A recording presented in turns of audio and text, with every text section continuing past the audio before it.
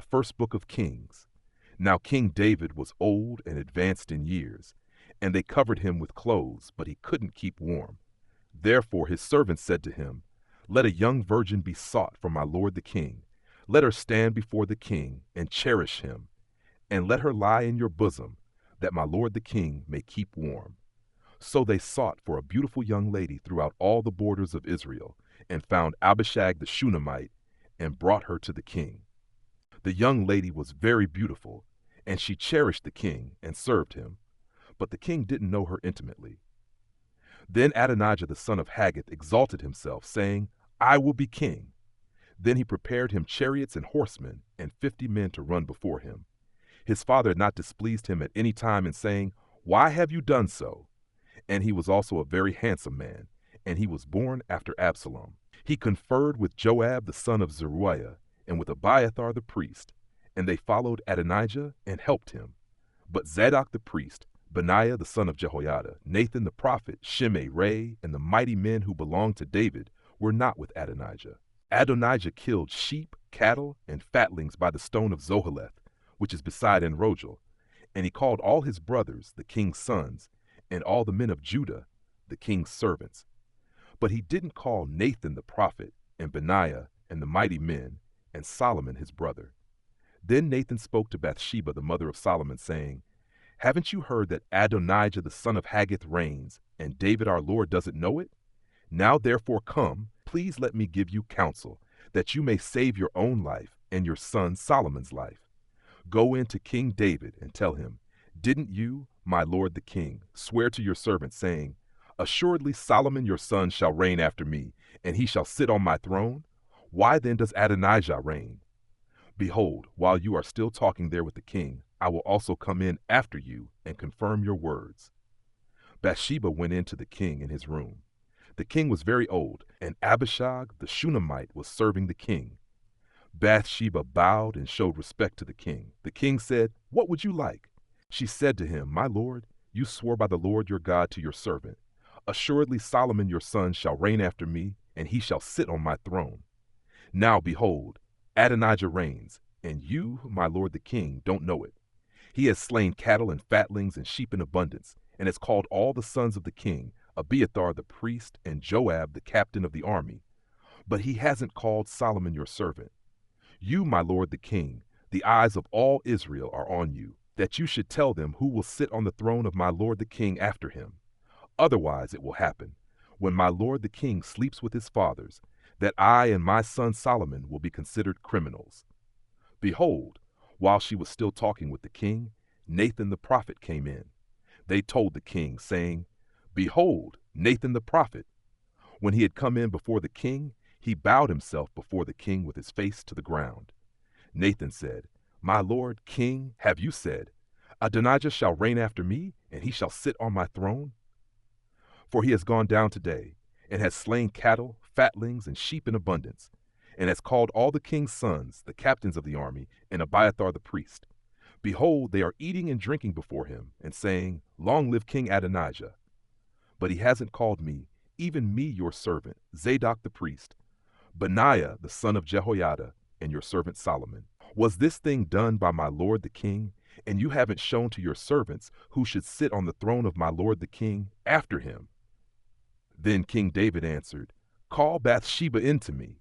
She came into the king's presence and stood before the king. The king vowed and said, As the Lord lives, who has redeemed my soul out of all adversity, most certainly as I swore to you by the Lord, the God of Israel, saying, Assuredly Solomon your son shall reign after me, and he shall sit on my throne in my place, I will most certainly do this today. Then Bathsheba bowed with her face to the earth and showed respect to the king, and said, Let my lord King David live forever. King David said, Call to me Zadok the priest, Nathan the prophet, and Benaiah the son of Jehoiada. They came before the king.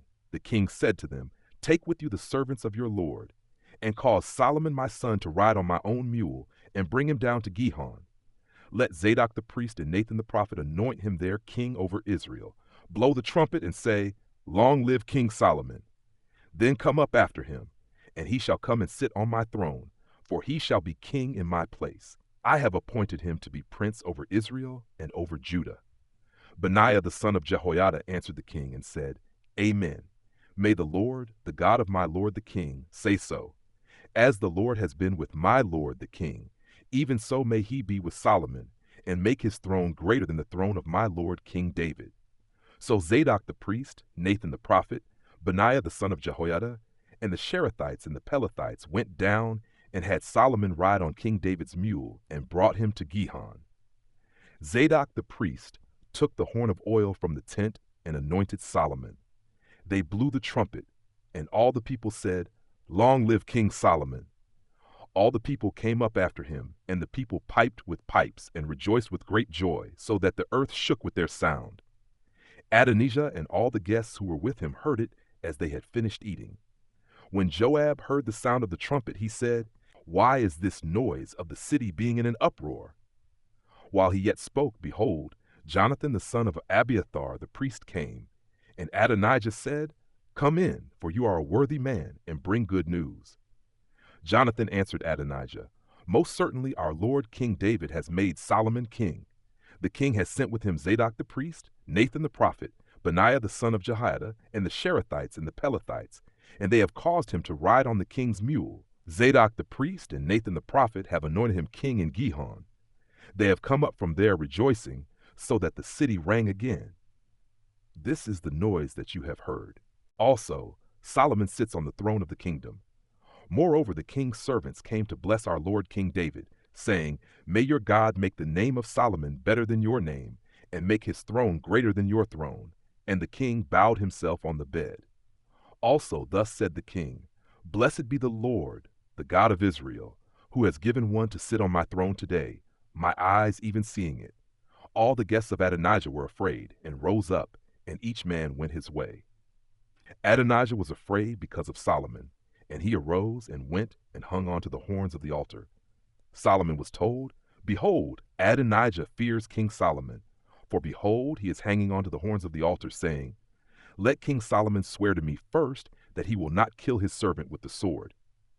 Solomon said, If he shows himself a worthy man, not a hair of his shall fall to the earth, but if wickedness is found in him, he shall die. So King Solomon sent, and they brought him down from the altar. He came and bowed down to King Solomon, and Solomon said to him, Go to your house. Now the days of David came near that he should die, and he commanded Solomon his son, saying, I am going the way of all the earth. You be strong, therefore, and show yourself a man, and keep the instruction of the Lord your God, to walk in his ways, to keep his statutes, his commandments, his ordinances, and his testimonies, according to that which is written in the law of Moses, that you may prosper in all that you do, and wherever you turn yourself. Then the Lord may establish his word which he spoke concerning me, saying, If your children are careful of their way, to walk before me in truth with all their heart and with all their soul, there shall not fail you, he said, a man on the throne of Israel. Moreover, you know also what Joab the son of Zeruiah did to me, even what he did to the 2 captains of the armies of Israel, to Abner the son of Ner, and to Amasa the son of Jether, whom he killed, and shed the blood of war in peace, and put the blood of war on his sash that was around his waist, and in his sandals that were on his feet. Do therefore according to your wisdom, and don't let his gray head go down to Sheol in peace. But show kindness to the sons of Barzillai the Gileadite, and let them be among those who eat at your table. For so they came to me when I fled from Absalom your brother. Behold, there is with you Shimei the son of Gera, the Benjamite of Bahurim, who cursed me with a grievous curse in the day when I went to Mahanaim. But he came down to meet me at the Jordan, and I swore to him by the Lord, saying, I will not put you to death with the sword. Now therefore don't hold him guiltless, for you are a wise man, and you will know what you ought to do to him, and you shall bring his gray head down to Sheol with blood. David slept with his fathers, and was buried in David's city. The days that David reigned over Israel were 40 years. He reigned 7 years in Hebron, and he reigned 33 years in Jerusalem. Solomon sat on David his father's throne, and his kingdom was firmly established. Then Adonijah the son of Haggith came to Bathsheba, the mother of Solomon. She said, Do you come peaceably? He said, Peaceably. He said, moreover, I have something to tell you. She said, say on. He said, you know that the kingdom was mine, and that all Israel set their faces on me that I should reign. However, the kingdom is turned around and has become my brother's, for it was his from the Lord. Now I ask one petition of you. Don't deny me. She said to him, say on. He said, please speak to Solomon the king, for he will not tell you no, that he give me Abishag the Shunammite as wife. Bathsheba said, all right, I will speak for you to the king. Bathsheba therefore went to King Solomon to speak to him for Adonijah. The king rose up to meet her and bowed himself to her, and sat down on his throne, and caused a throne to be set for the king's mother, and she sat on his right hand. Then she said, I ask one small petition of you. Don't deny me. The king said to her, ask on, my mother, for I will not deny you. She said, let Abishag the Shunammite be given to Adonijah, your brother, as wife. King Solomon answered his mother, why do you ask Abishag the Shunammite for Adonijah? Ask for him the kingdom also, for he is my elder brother, even for him, and for Abiathar the priest, and for Joab the son of Zeruiah. Then King Solomon swore by the Lord, saying, God do so to me, and more also, if Adonijah has not spoken this word against his own life. Now therefore, as the Lord lives, who has established me, and set me on my father David's throne, and who has made me a house as he promised, surely Adonijah shall be put to death today. King Solomon sent Benaiah the son of Jehoiada, and he fell on him, so that he died. To Abiathar the priest the king said, go to Anathoth, to your own fields, for you are worthy of death. But I will not at this time put you to death, because you bore the Lord God's ark before David my father, and because you were afflicted in all in which my father was afflicted. So Solomon thrust Abiathar out from being priest to the Lord, that he might fulfill the Lord's word which he spoke concerning the house of Eli in Shiloh. This news came to Joab, for Joab had followed Adonijah, although he didn't follow Absalom. Joab fled to the Lord's tent, and held on to the horns of the altar. King Solomon was told, Joab has fled to the Lord's tent, and behold, he is by the altar. Then Solomon sent Benaiah the son of Jehoiada, saying, go fall on him. Benaiah came to the Lord's tent, and said to him, the king says, come out. He said, no, but I will die here. Benaiah brought the king word again, saying, this is what Joab said, and this is how he answered me. The king said to him, do as he has said, and fall on him, and bury him, that you may take away the blood, which Joab shed without cause, from me and from my father's house. The Lord will return his blood on his own head, because he fell on 2 men more righteous and better than he, and killed them with the sword. And my father David didn't know it. Abner, the son of Ner, captain of the army of Israel, and Amasa, the son of Jether, captain of the army of Judah. So their blood will return on the head of Joab, and on the head of his offspring forever. But for David, for his offspring, for his house, and for his throne, there will be peace forever from the Lord.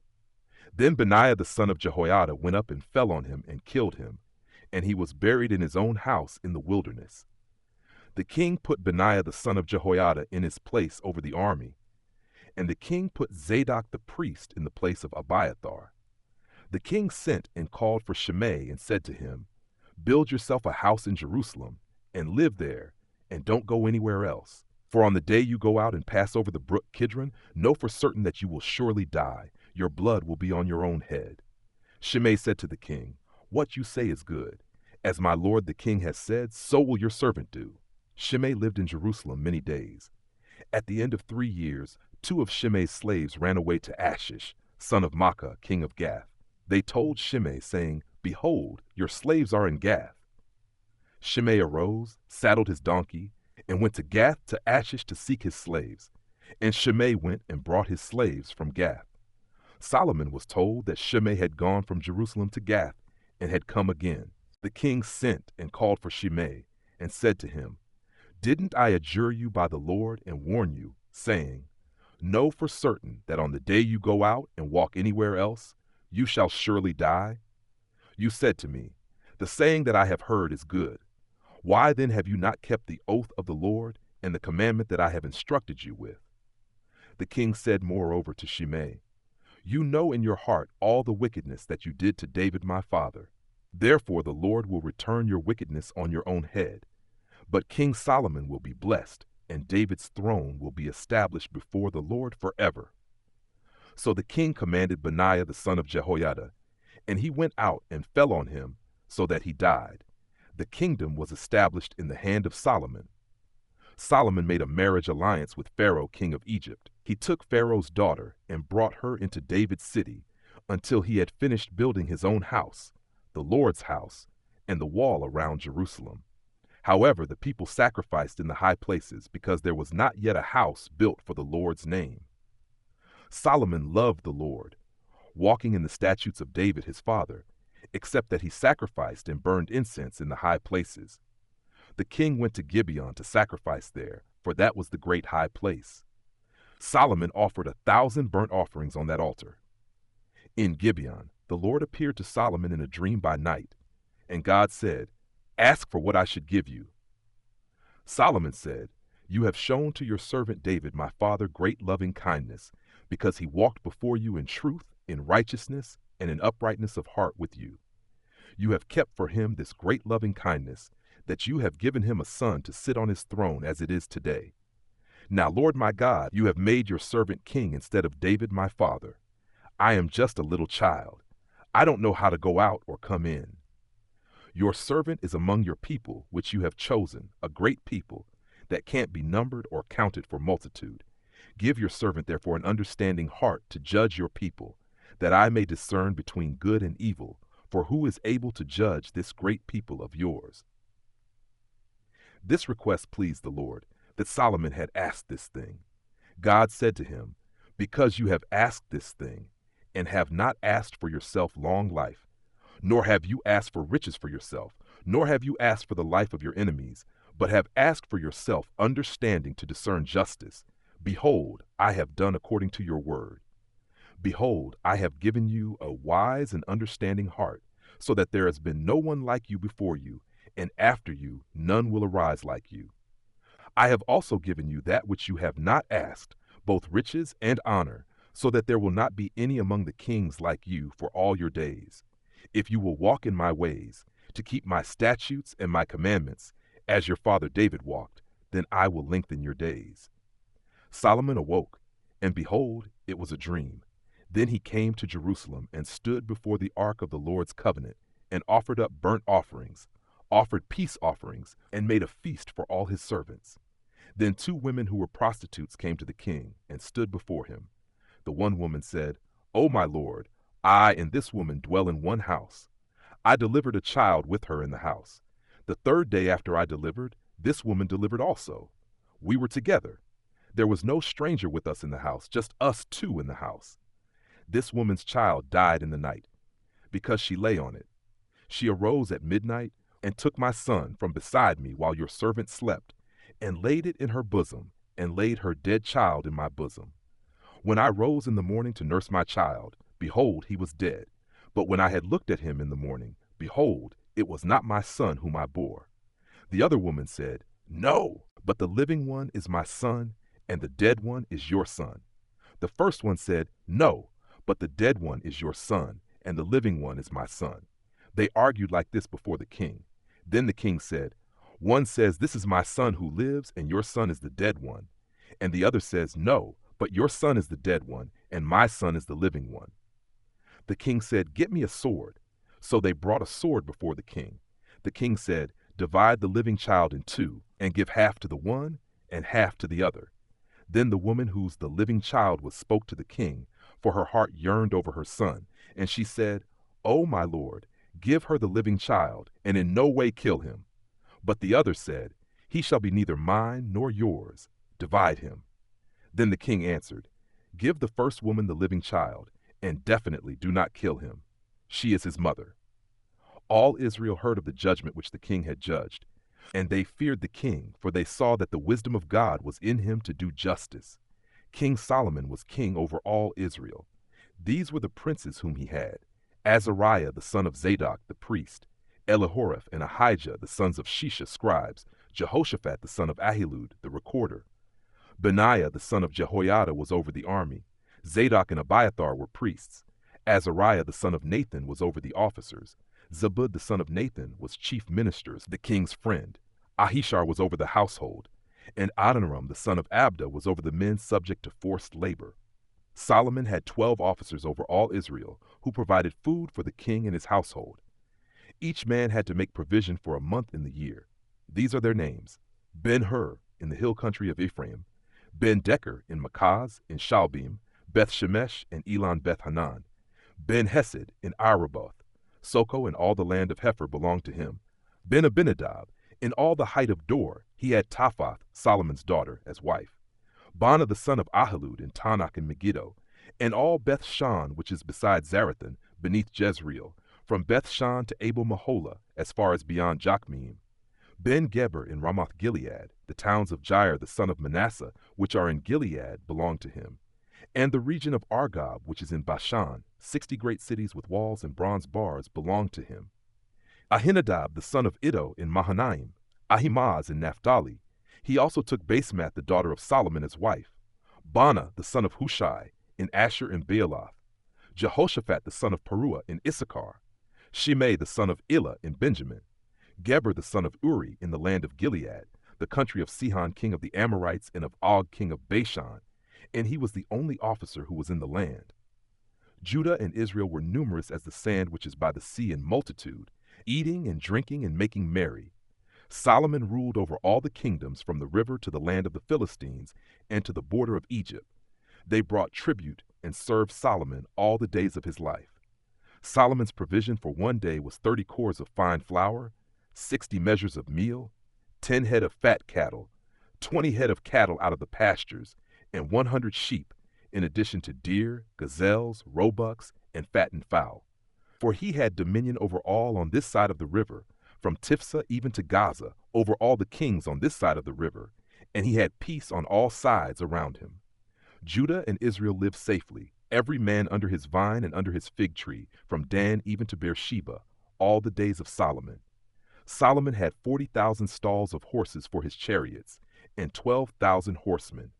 Those officers provided food for King Solomon, and for all who came to King Solomon's table, every man in his month. They let nothing be lacking. They also brought barley and straw for the horses and swift steeds to the place where the officers were, each man according to his duty. God gave Solomon abundant wisdom, understanding, and breadth of mind like the sand that is on the seashore. Solomon's wisdom excelled the wisdom of all the children of the East and all the wisdom of Egypt. For he was wiser than all men, wiser than Ethan the Ezrahite, Heman, Calcol, and Darda, the sons of Mahol, and his fame was in all the nations all around. He spoke 3,000 proverbs, and his songs numbered 1,005. He spoke of trees, from the cedar that is in Lebanon, even to the hyssop that grows out of the wall. He also spoke of animals, of birds, of creeping things, and of fish. People of all nations came to hear the wisdom of Solomon, sent by all kings of the earth who had heard of his wisdom. Hiram king of Tyre sent his servants to Solomon, for he had heard that they had anointed him king in the place of his father, and Hiram had always loved David. Solomon sent to Hiram, saying, "You know that David my father could not build a house for the name of the Lord his God, because of the wars which were around him on every side, until the Lord put his enemies under the soles of his feet. But now the Lord my God has given me rest on every side. There is no enemy and no evil occurrence. Behold, I intend to build a house for the name of the Lord my God, as the Lord spoke to David my father, saying, Your son, whom I will set on your throne in your place, shall build the house for my name. Now therefore command that cedar trees be cut for me out of Lebanon. My servants will be with your servants, and I will give you wages for your servants according to all that you say. For you know that there is nobody among us who knows how to cut timber like the Sidonians." When Hiram heard the words of Solomon, he rejoiced greatly and said, "Blessed is the Lord today, who has given to David a wise son to rule over this great people." Hiram sent to Solomon, saying, "I have heard the message which you have sent to me. I will do all your desire concerning timber of cedar and concerning cypress timber. My servants will bring them down from Lebanon to the sea. I will make them into rafts to go by sea to the place that you specified to me, and will cause them to be broken up there, and you will receive them. You will accomplish my desire in giving food for my household." So Hiram gave Solomon cedar timber and cypress timber according to all his desire. Solomon gave Hiram 20,000 cores of wheat for food to his household and 20 cores of pure oil. Solomon gave this to Hiram year by year. The Lord gave Solomon wisdom, as he promised him. There was peace between Hiram and Solomon, and the two of them made a treaty together. King Solomon raised a levy out of all Israel, and the levy was 30,000 men. He sent them to Lebanon, 10,000 a month by courses. For a month they were in Lebanon, and 2 months at home, and Adoniram was over the men subject to forced labor. Solomon had 70,000 who bore burdens, and 80,000 who were stone cutters in the mountains, besides Solomon's chief officers who were over the work, 3,300 who ruled over the people who labored in the work. The king commanded, and they cut out large stones, costly stones, to lay the foundation of the house with work stone. Solomon's builders and Hiram's builders and the Gebalites cut them and prepared the timber and the stones to build the house. In the 480th year after the children of Israel had come out of the land of Egypt, in the 4th year of Solomon's reign over Israel, in the month Ziv, which is the 2nd month, he began to build the Lord's house. The house which King Solomon built for the Lord had a length of 60 cubits, and its width 20, and its height 30 cubits. The porch in front of the temple of the house had a length of 20 cubits, which was along the width of the house. 10 cubits was its width in front of the house. He made windows of fixed lattice work for the house.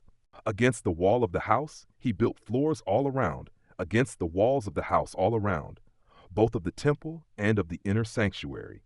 And he made side rooms all around. The lowest floor was 5 cubits wide, and the middle was 6 cubits wide, and the third was 7 cubits wide. For on the outside he made offsets in the wall of the house all around, that the beams should not be inserted into the walls of the house.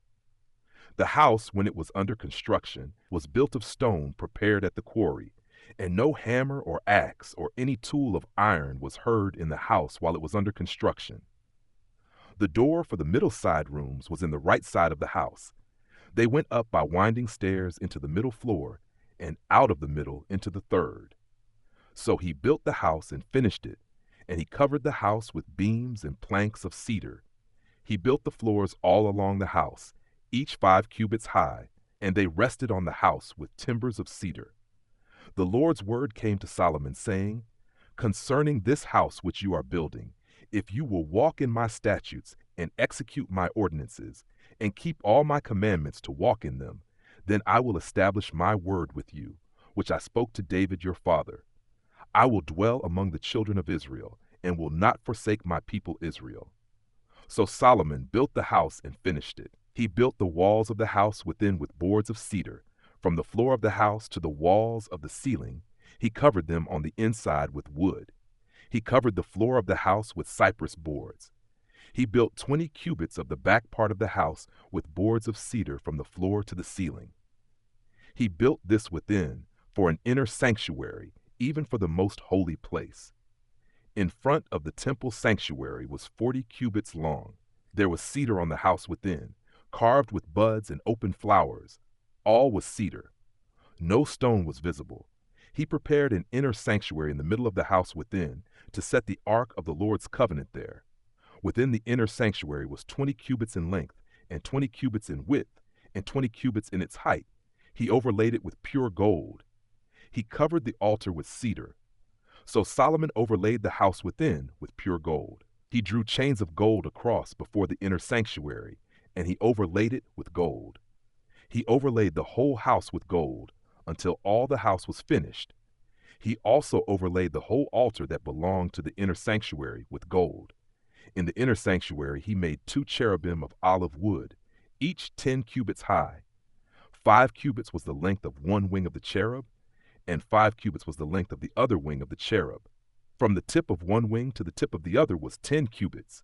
The other cherub was 10 cubits. Both the cherubim were of one measure and one form. One cherub was 10 cubits high, and so was the other cherub. He set the cherubim within the inner house. The wings of the cherubim were stretched out, so that the wing of the one touched the one wall, and the wing of the other cherub touched the other wall, and their wings touched one another in the middle of the house. He overlaid the cherubim with gold. He carved all the walls of the house around with carved figures of cherubim, palm trees, and open flowers, inside and outside. He overlaid the floor of the house with gold, inside and outside. For the entrance of the inner sanctuary, he made doors of olive wood. The lintel and doorposts were a fifth part of the wall. So he made 2 doors of olive wood, and he carved on them carvings of cherubim, palm trees, and open flowers, and overlaid them with gold. He spread the gold on the cherubim and on the palm trees. He also made the entrance of the temple doorposts of olive wood, out of a fourth part of the wall, and 2 doors of cypress wood. The 2 leaves of the one door were folding, and the 2 leaves of the other door were folding. He carved cherubim, palm trees, and open flowers, and he overlaid them with gold fitted on the engraved work. He built the inner court with 3 courses of cut stone and a course of cedar beams. The foundation of the Lord's house was laid in the 4th year, in the month Ziv. In the 11th year, in the month Bul, which is the 8th month, the house was finished throughout all its parts and according to all its specifications. So he spent 7 years building it. Solomon was building his own house 13 years, and he finished all his house. For he built the house of the forest of Lebanon. Its length was 100 cubits, its width 50 cubits, and its height 30 cubits, on 4 rows of cedar pillars with cedar beams on the pillars. It was covered with cedar above over the 45 beams that were on the pillars, 15 in a row. There were beams in 3 rows, and window was facing window in 3 ranks. All the doors and posts were made square with beams, and window was facing window in 3 ranks. He made the hall of pillars. Its length was 50 cubits, and its width 30 cubits, with a porch before them, and pillars and a threshold before them. He made the porch of the throne where he was to judge, even the porch of judgment, and it was covered with cedar from floor to floor. His house where he was to dwell, the other court within the porch, was of the same construction. He made also a house for Pharaoh's daughter, whom Solomon had taken as wife, like this porch. All these were of costly stones, even of stone cut according to measure, sawed with saws, inside and outside, even from the foundation to the coping, and so on the outside to the great court. The foundation was of costly stones, even great stones, stones of 10 cubits and stones of 8 cubits. Above were costly stones, even cut stone, according to measure, and cedar wood. The great court around had 3 courses of cut stone with a course of cedar beams, like the inner court of the Lord's house and the porch of the house. King Solomon sent and brought Hiram out of Tyre. He was the son of a widow of the tribe of Naphtali, and his father was a man of Tyre, a worker in bronze. And he was filled with wisdom and understanding and skill to work all works in bronze. He came to King Solomon and performed all his work. For he fashioned the 2 pillars of bronze, 18 cubits high apiece, and a line of 12 cubits encircled either of them. He made 2 capitals of molten bronze to set on the tops of the pillars. The height of the one capital was 5 cubits, and the height of the other capital was 5 cubits. There were nets of checkerwork and wreaths of chainwork for the capitals, which were on the top of the pillars, 7 for the one capital and 7 for the other capital. So he made the pillars, and there were 2 rows of pomegranates around the one network to cover the capitals that were on the top of the pillars, and he did so for the other capital. The capitals that were on the top of the pillars in the porch were of lily work, 4 cubits. There were capitals above also on the 2 pillars, close by the belly which was beside the network. There were 200 pomegranates in rows around the other capital. He set up the pillars at the porch of the temple.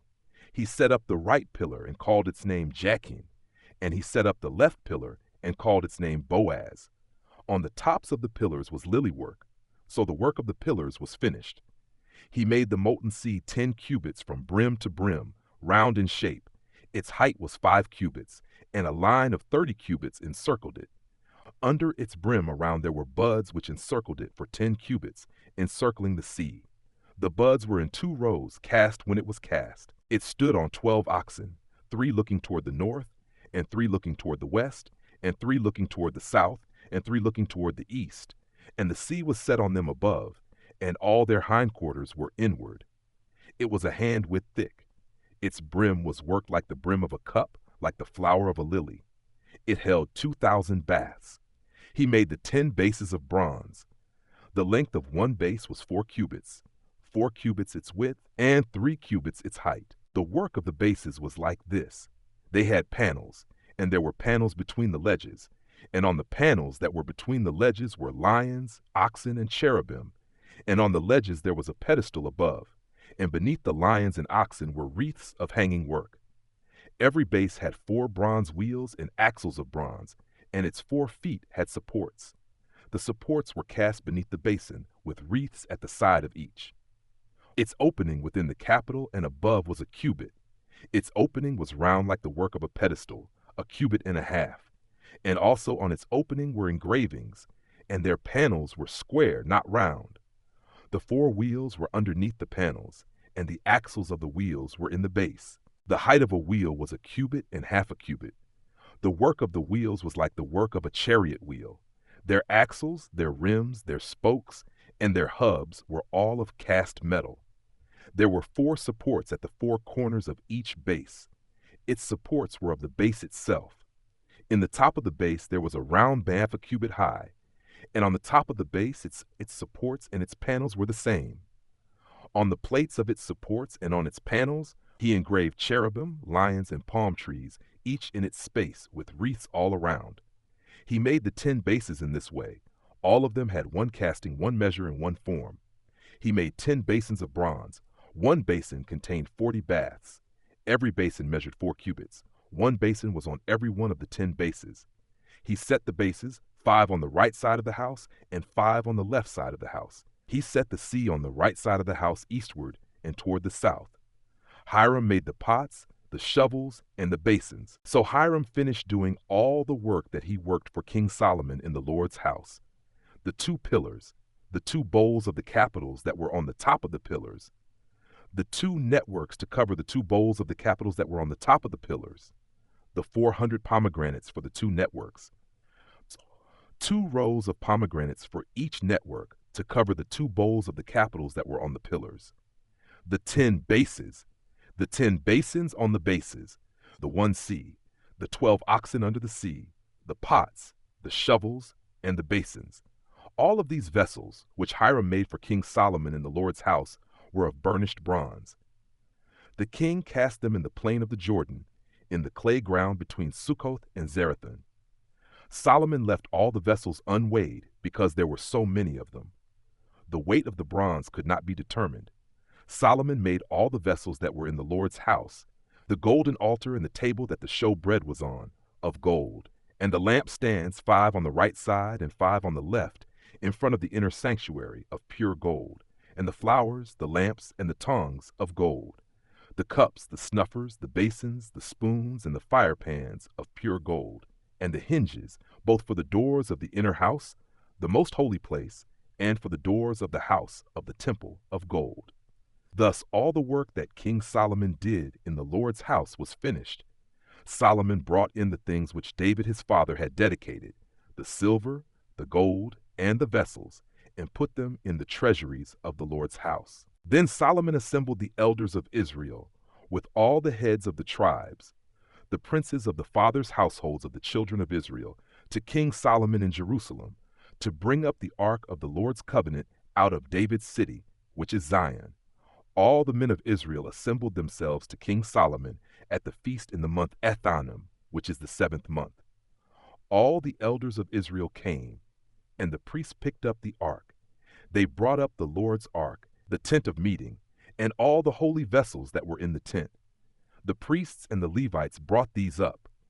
King Solomon and all the congregation of Israel, who were assembled to him, were with him before the ark, sacrificing sheep and cattle that could not be counted or numbered for multitude.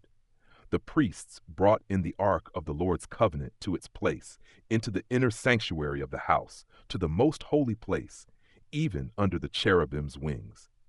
For the cherubim spread their wings out over the place of the ark, and the cherubim covered the ark and its poles above. The poles were so long that the ends of the poles were seen from the holy place before the inner sanctuary, but they were not seen outside. They are there to this day. There was nothing in the ark except the 2 stone tablets which Moses put there at Horeb, when the Lord made a covenant with the children of Israel, when they came out of the land of Egypt. It came to pass, when the priests had come out of the holy place, that the cloud filled the Lord's house, so that the priests could not stand to minister by reason of the cloud, for the Lord's glory filled the Lord's house. Then Solomon said, "The Lord has said that he would dwell in the thick darkness. I have surely built you a house of habitation, a place for you to dwell in forever." The king turned his face around and blessed all the assembly of Israel, and all the assembly of Israel stood. He said, "Blessed is the Lord, the God of Israel, who spoke with his mouth to David your father, and has with his hand fulfilled it, saying, Since the day that I brought my people Israel out of Egypt, I chose no city out of all the tribes of Israel to build a house, that my name might be there.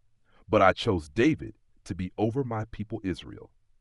Now it was in the heart of David my father to build a house for the name of the Lord, the God of Israel. But the Lord said to David my father, Whereas it was in your heart to build a house for my name, you did well that it was in your heart. Nevertheless, you shall not build the house, but your son who shall come out of your body, he shall build the house for my name. The Lord has established his word that he spoke. For I have risen up in the place of David my father, and I sit on the throne of Israel, as the Lord promised, and have built the house for the name of the Lord, the God of Israel. There I have set a place for the ark, in which is the Lord's covenant, which he made with our fathers when he brought them out of the land of Egypt. Solomon stood before the Lord's altar in the presence of all the assembly of Israel, and spread out his hands toward heaven. And he said, Lord, the God of Israel, there is no God like you, in heaven above or on earth beneath, who keeps covenant and loving kindness with your servants who walk before you with all their heart, who has kept with your servant David my father that which you promised him. Yes, you spoke with your mouth and have fulfilled it with your hand, as it is today.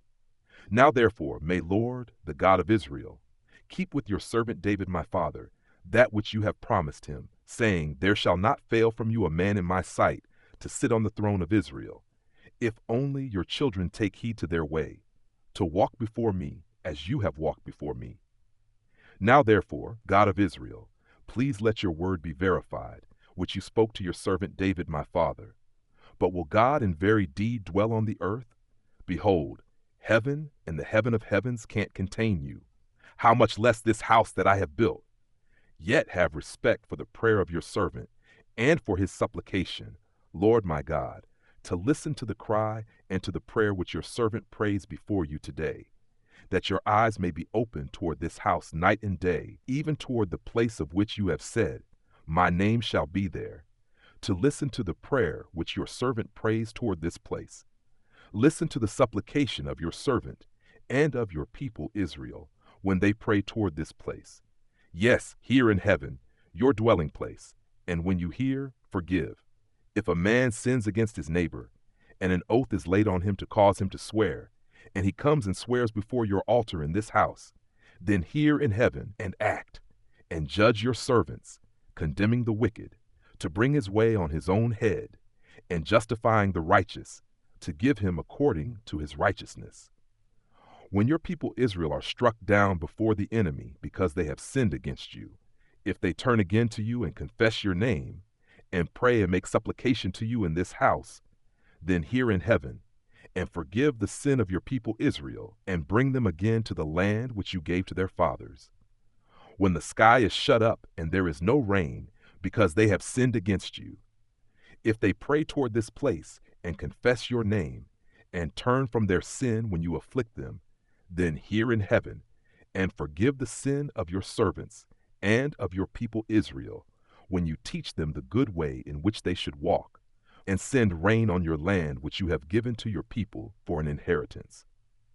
If there is famine in the land, if there is pestilence, if there is blight, mildew, locust, or caterpillar, if their enemy besieges them in the land of their cities, whatever plague, whatever sickness there is, whatever prayer and supplication is made by any man or by all your people Israel, who shall each know the plague of his own heart, and spread out his hands toward this house, then hear in heaven, your dwelling place, and forgive and act, and give to every man according to all his ways, whose heart you know, for you, even you only, know the hearts of all the children of men, that they may fear you all the days that they live in the land which you gave to our fathers.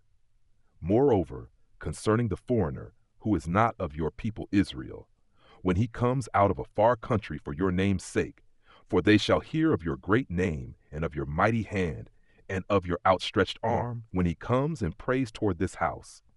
Hear in heaven, your dwelling place, and do according to all that the foreigner calls to you for, that all the peoples of the earth may know your name, to fear you, as do your people Israel, and that they may know that this house which I have built is called by your name. If your people go out to battle against their enemy, by whatever way you shall send them, and they pray to the Lord toward the city which you have chosen, and toward the house which I have built for your name, then hear in heaven their prayer and their supplication, and maintain their cause.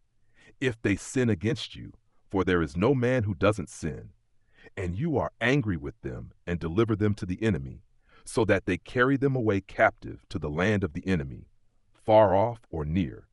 Yet if they repent in the land where they are carried captive, and turn again, and make supplication to you in the land of those who carried them captive, saying, We have sinned and have done perversely, we have dealt wickedly, if they return to you with all their heart and with all their soul in the land of their enemies who carried them captive, and pray to you toward their land which you gave to their fathers, the city which you have chosen, and the house which I have built for your name, then hear their prayer and their supplication in heaven, your dwelling place, and maintain their cause, and forgive your people who have sinned against you, and all their transgressions in which they have transgressed against you, and give them compassion before those who carried them captive, that they may have compassion on them. For they are your people and your inheritance, which you brought out of Egypt, from the middle of the iron furnace, that your eyes may be open to the supplication of your servant and to the supplication of your people Israel, to listen to them whenever they cry to you. For you separated them from among all the peoples of the earth to be your inheritance, as you spoke by Moses your servant, when you brought our fathers out of Egypt, Lord God. It was so, that when Solomon had finished praying all this prayer and supplication to the Lord, he arose from before the Lord's altar, from kneeling on his knees with his hands spread out toward heaven. He stood and blessed all the assembly of Israel with a loud voice, saying, Blessed be the Lord, who has given rest to his people Israel, according to all that he promised. There has not failed one word of all his good promise, which he promised by Moses his servant. May the Lord our God be with us as he was with our fathers. Let him not leave us or forsake us, that he may incline our hearts to him, to walk in all his ways, and to keep his commandments, his statutes, and his ordinances, which he commanded our fathers. Let these my words, with which I have made supplication before the Lord, be near to the Lord our God day and night, that he may maintain the cause of his servant and the cause of his people Israel, as every day requires, that all the peoples of the earth may know that the Lord himself is God. There is no one else. Let your heart therefore be perfect with the Lord our God, to walk in his statutes and to keep his commandments as it is today. The king, and all Israel with him, offered sacrifice before the Lord. Solomon offered for the sacrifice of peace offerings, which he offered to the Lord, 22,000 head of cattle and 120,000 sheep. So the king and all the children of Israel dedicated the Lord's house. The same day the king made the middle of the court holy that was before the Lord's house. For there he offered the burnt offering, the meal offering, and the fat of the peace offerings, because the bronze altar that was before the Lord was too little to receive the burnt offering, the meal offering, and the fat of the peace offerings. So Solomon held the feast at that time, and all Israel with him, a great assembly, from the entrance of Hamath to the brook of Egypt, before the Lord our God, 7 days and 7 more days, even 14 days. On the 8th day he sent the people away, and they blessed the king. and went to their tents joyful and glad in their hearts for all the goodness that the Lord had shown to David his servant, and to Israel his people. When Solomon had finished the building of the Lord's house, the king's house, and all Solomon's desire which he was pleased to do, the Lord appeared to Solomon the second time, as he had appeared to him at Gibeon. The Lord said to him, I have heard your prayer and your supplication that you have made before me. I have made this house holy, which you have built, to put my name there forever, and my eyes and my heart shall be there perpetually. As for you, if you will walk before me as David your father walked, in integrity of heart and in uprightness, to do according to all that I have commanded you, and will keep my statutes and my ordinances, then I will establish the throne of your kingdom over Israel forever, as I promised to David your father, saying, There shall not fail from you a man on the throne of Israel. But if you turn away from following me, you or your children, and not keep my commandments and my statutes which I have set before you, but go and serve other gods and worship them, then I will cut off Israel out of the land which I have given them, and I will cast this house, which I have made holy for my name, out of my sight. And Israel will be a proverb and a byword among all peoples. Though this house is so high, yet everyone who passes by it will be astonished and hiss, and they will say, Why has the Lord done this to this land and to this house? And they will answer, Because they abandoned the Lord their God, who brought their fathers out of the land of Egypt, and embraced other gods, and worshipped them, and served them. Therefore the Lord has brought all this evil on them. At the end of 20 years, in which Solomon had built the two houses, the Lord's house and the king's house. Now Hiram the king of Tyre had furnished Solomon with cedar trees and cypress trees, and with gold, according to all his desire. King Solomon gave Hiram 20 cities in the land of Galilee. Hiram came out of Tyre to see the cities which Solomon had given him, and they didn't please him. He said, What cities are these which you have given me, my brother? He called them the land of Kabul to this day. Hiram sent to the king 120 talents of gold. This is the reason of the forced labor which King Solomon conscripted, to build the Lord's house, his own house, Millo, Jerusalem's wall, Hazor, Megiddo, and Gezer. Pharaoh king of Egypt had gone up, taken Gezer, burned it with fire, killed the Canaanites who lived in the city, and given it for a wedding gift to his daughter Solomon's wife. Solomon built in the land Gezer, Beth-horon the lower, Baalath, Tamar in the wilderness, all the storage cities that Solomon had, the cities for his chariots, the cities for his horsemen, and that which Solomon desired to build for his pleasure in Jerusalem, and in Lebanon, and in all the land of his dominion. As for all the people who were left of the Amorites, the Hittites, the Perizzites, the Hivites, and the Jebusites, who were not of the children of Israel, their children who were left after them in the land, whom the children of Israel were not able utterly to destroy, of them Solomon raised a levy of bondservants to this day. But of the children of Israel Solomon made no bondservants, but they were the men of war, his servants, his princes, his captains, and rulers of his chariots and of his horsemen.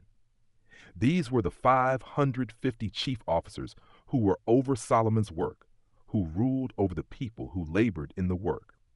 But Pharaoh's daughter came up out of David's city to her house which Solomon had built for her. Then he built Millo. Solomon offered burnt offerings and peace offerings on the altar which he built to the Lord 3 times per year, burning incense with them on the altar that was before the Lord. So he finished the house.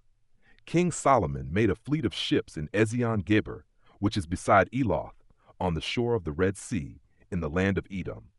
Hiram sent in the fleet his servants, sailors who had knowledge of the sea, with the servants of Solomon.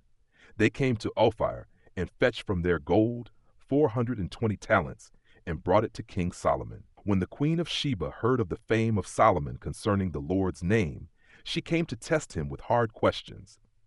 She came to Jerusalem with a very great caravan, with camels that bore spices, very much gold and precious stones. And when she had come to Solomon, she talked with him about all that was in her heart. Solomon answered all her questions. There wasn't anything hidden from the king which he didn't tell her. When the queen of Sheba had seen all the wisdom of Solomon, the house that he had built, the food of his table, the sitting of his servants, the attendance of his officials, their clothing, his cupbearers, and his ascent by which he went up to the Lord's house, there was no more spirit in her. She said to the king, "It was a true report that I heard in my own land of your acts and of your wisdom. However, I didn't believe the words until I came and my eyes had seen it. Behold, not even half was told me. Your wisdom and prosperity exceed the fame which I heard. Happy are your men, happy are these your servants who stand continually before you, who hear your wisdom. Blessed is the Lord your God, who delighted in you to set you on the throne of Israel. Because the Lord loved Israel forever, therefore he made you king to do justice and righteousness." She gave the king 120 talents of gold, and a very great quantity of spices and precious stones.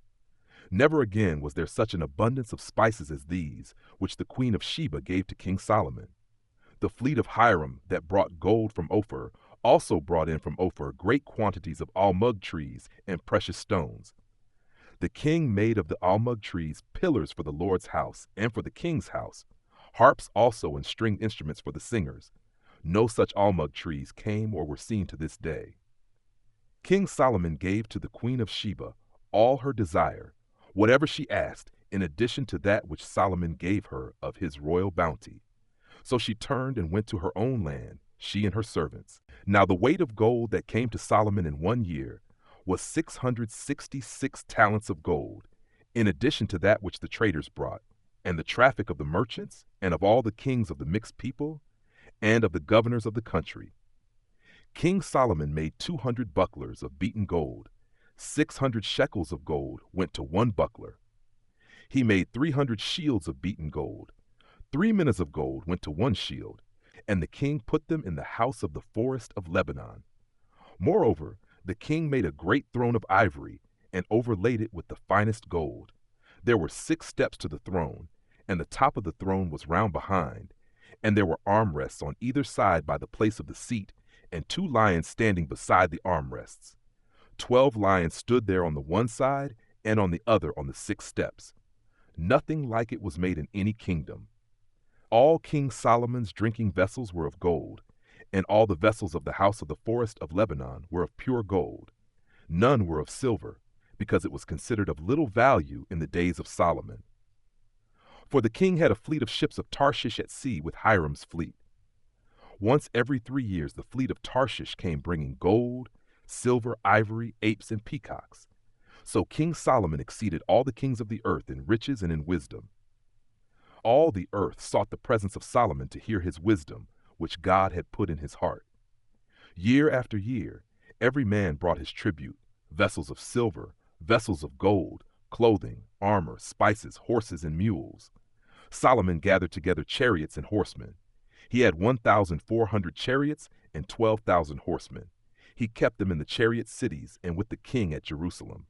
The king made silver as common as stones in Jerusalem, and cedars as common as the sycamore trees that are in the lowland. The horses which Solomon had were brought out of Egypt. The king's merchants received them in droves, each drove at a price. A chariot was imported from Egypt for 600 shekels of silver, and a horse for 150 shekels, and so they exported them to all the kings of the Hittites and to the kings of Syria. Now King Solomon loved many foreign women, together with the daughter of Pharaoh, women of the Moabites, Ammonites, Edomites, Sidonians, and Hittites, of the nations concerning which the Lord said to the children of Israel, "You shall not go among them, neither shall they come among you, for surely they will turn away your heart after their gods." Solomon joined to these in love. He had 700 wives, princesses, and 300 concubines. His wives turned his heart away. When Solomon was old, his wives turned away his heart after other gods, and his heart was not perfect with the Lord his God, as the heart of David his father was. For Solomon went after Ashtoreth, the goddess of the Sidonians, and after Milcom, the abomination of the Ammonites. Solomon did that which was evil in the Lord's sight, and didn't go fully after the Lord, as David his father did. Then Solomon built a high place for Chemosh, the abomination of Moab, on the mountain that is before Jerusalem, and for Molech, the abomination of the children of Ammon. So he did for all his foreign wives, who burned incense and sacrificed to their gods. The Lord was angry with Solomon, because his heart was turned away from the Lord, the God of Israel, who had appeared to him twice, and had commanded him concerning this thing, that he should not go after other gods. But he didn't keep that which the Lord commanded. Therefore the Lord said to Solomon, because this is done by you, and you have not kept my covenant and my statutes, which I have commanded you, I will surely tear the kingdom from you, and will give it to your servant. Nevertheless, I will not do it in your days, for David your father's sake, but I will tear it out of your son's hand. However, I will not tear away all the kingdom, but I will give one tribe to your son, for David my servant's sake, and for Jerusalem's sake, which I have chosen. The Lord raised up an adversary to Solomon, Hadad the Edomite. He was one of the king's offspring in Edom. For when David was in Edom, and Joab the captain of the army had gone up to bury the slain, and had struck every male in Edom, for Joab and all Israel remained there 6 months, until he had cut off every male in Edom, Hadad fled, he and certain Edomites of his father's servants with him, to go into Egypt, when Hadad was still a little child. They arose out of Midian and came to Paran, and they took men with them out of Paran, and they came to Egypt, to Pharaoh king of Egypt, who gave him a house, and appointed him food, and gave him land.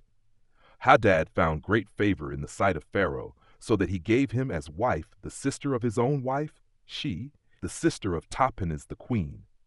The sister of Tahpenes bore him Genubath his son, whom Tahpenes weaned in Pharaoh's house, and Genubath was in Pharaoh's house among the sons of Pharaoh.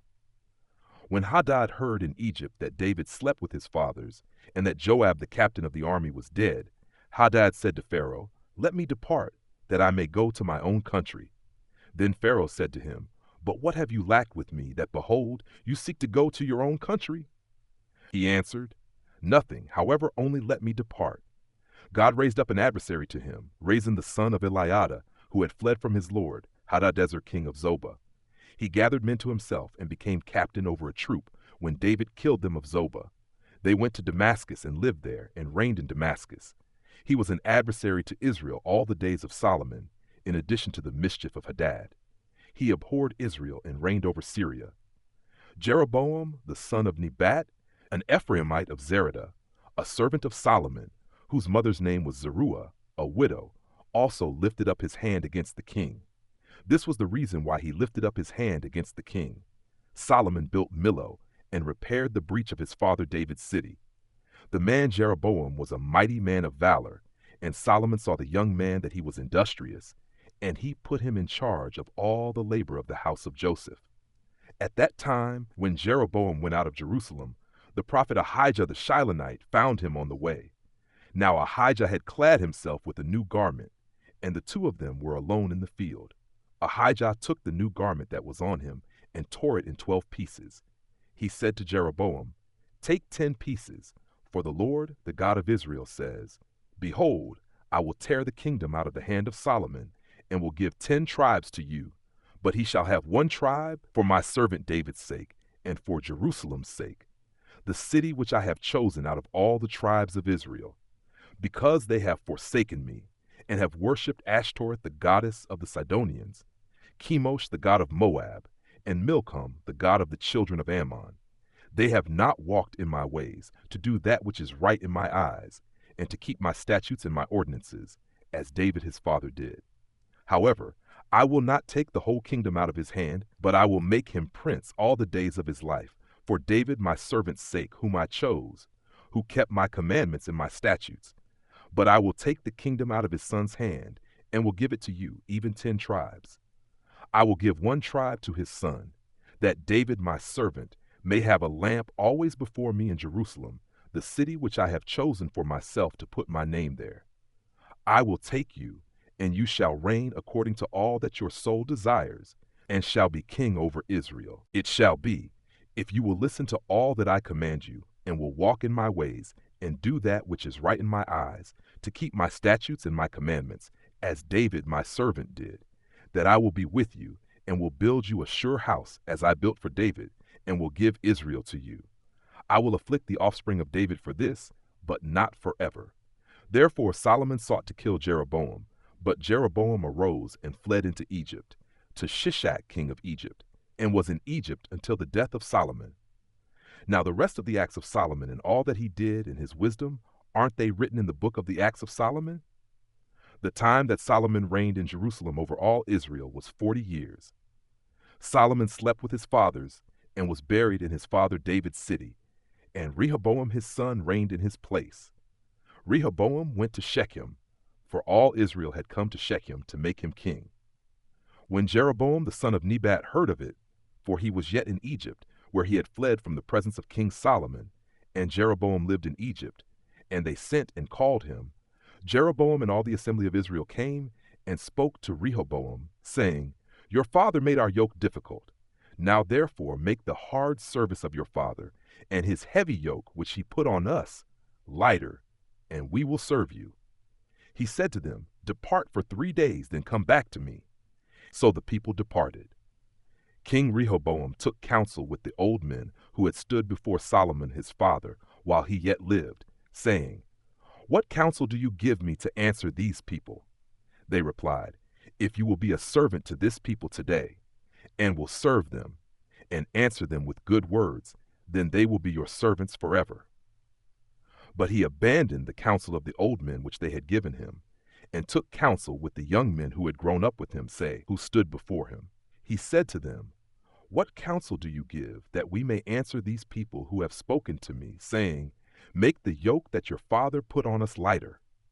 The young men who had grown up with him said to him, Tell these people who spoke to you, saying, Your father made our yoke heavy, but make it lighter to us. Tell them, My little finger is thicker than my father's waist. Now my father burdened you with a heavy yoke, but I will add to your yoke. My father chastised you with whips, but I will chastise you with scorpions. So Jeroboam and all the people came to Rehoboam the 3rd day, as the king asked, saying, Come to me again the 3rd day. The king answered the people roughly, and abandoned the counsel of the old men which they had given him, and spoke to them according to the counsel of the young men, saying, My father made your yoke heavy, but I will add to your yoke. My father chastised you with whips, but I will chastise you with scorpions. So the king didn't listen to the people, for it was a thing brought about from the Lord, that he might establish his word, which the Lord spoke by Ahijah the Shilonite to Jeroboam the son of Nebat. When all Israel saw that the king didn't listen to them, the people answered the king, saying, What portion have we in David? We don't have an inheritance in the son of Jesse. To your tents, Israel. Now see to your own house, David. So Israel departed to their tents. But as for the children of Israel who lived in the cities of Judah, Rehoboam reigned over them. Then King Rehoboam sent Adoram, who was over the men subject to forced labor, and all Israel stoned him to death with stones. King Rehoboam hurried to get himself up to his chariot to flee to Jerusalem. So Israel rebelled against David's house to this day. When all Israel heard that Jeroboam had returned, they sent and called him to the congregation and made him king over all Israel. There was no one who followed David's house except for the tribe of Judah only. When Rehoboam had come to Jerusalem, he assembled all the house of Judah and the tribe of Benjamin, 180,000 chosen men who were warriors, to fight against the house of Israel, to bring the kingdom again to Rehoboam the son of Solomon. But the word of God came to Shemaiah the man of God, saying, Speak to Rehoboam the son of Solomon, king of Judah, and to all the house of Judah and Benjamin, and to the rest of the people, saying, The Lord says, You shall not go up or fight against your brothers, the children of Israel. Everyone return to his house, for this thing is from me. So they listened to the Lord's word, and returned and went their way, according to the Lord's word. Then Jeroboam built Shechem in the hill country of Ephraim, and lived in it, and he went out from there and built Penuel. Jeroboam said in his heart, Now the kingdom will return to David's house. If this people goes up to offer sacrifices in the Lord's house at Jerusalem, then the heart of this people will turn again to their Lord, even to Rehoboam king of Judah, and they will kill me and return to Rehoboam king of Judah. So the king took counsel and made 2 calves of gold, and he said to them, It is too much for you to go up to Jerusalem. Look and behold your gods, Israel, which brought you up out of the land of Egypt. He set the one in Bethel, and the other he put in Dan. This thing became a sin, for the people went even as far as Dan to worship before the one there. He made houses of high places and made priests from among all the people, who were not of the sons of Levi. Jeroboam ordained a feast in the 8th month, on the 15th day of the month, like the feast that is in Judah, and he went up to the altar. He did so in Bethel, sacrificing to the calves that he had made, and he placed in Bethel the priests of the high places that he had made. He went up to the altar, which he had made in Bethel on the 15th day in the 8th month, even in the month which he had devised of his own heart. And he ordained a feast for the children of Israel, and went up to the altar to burn incense. Behold, a man of God came out of Judah by the Lord's word to Bethel, and Jeroboam was standing by the altar to burn incense. He cried against the altar by the Lord's word, and said, Altar, altar! The Lord says, Behold, a son will be born to David's house, Josiah by name. On you he will sacrifice the priests of the high places who burn incense on you, and they will burn men's bones on you. He gave a sign the same day, saying, This is the sign which the Lord has spoken. Behold, the altar will be split apart, and the ashes that are on it will be poured out. When the king heard the saying of the man of God, which he cried against the altar in Bethel, Jeroboam put out his hand from the altar, saying, Seize him. His hand which he put out against him dried up, so that he could not draw it back again to himself. The altar was also split apart, and the ashes poured out from the altar, according to the sign which the man of God had given by the Lord's word. The king answered the man of God, Now intercede for the favor of the Lord your God, and pray for me, that my hand may be restored me again. The man of God interceded with the Lord, and the king's hand was restored to him again, and became as it was before. The king said to the man of God, Come home with me and refresh yourself, and I will give you a reward. The man of God said to the king, Even if you gave me half of your house, I would not go in with you. Neither would I eat bread nor drink water in this place. For so was it commanded me by the Lord's word, saying, You shall eat no bread, drink no water, and don't return by the way that you came. So he went another way, and didn't return by the way that he came to Bethel. Now an old prophet lived in Bethel, and one of his sons came and told him all the works that the man of God had done that day in Bethel. They also told their father the words which he had spoken to the king. Their father said to them, Which way did he go? Now his sons had seen which way the man of God went, who came from Judah. He said to his sons, Saddle the donkey for me. So they saddled the donkey for him, and he rode on it.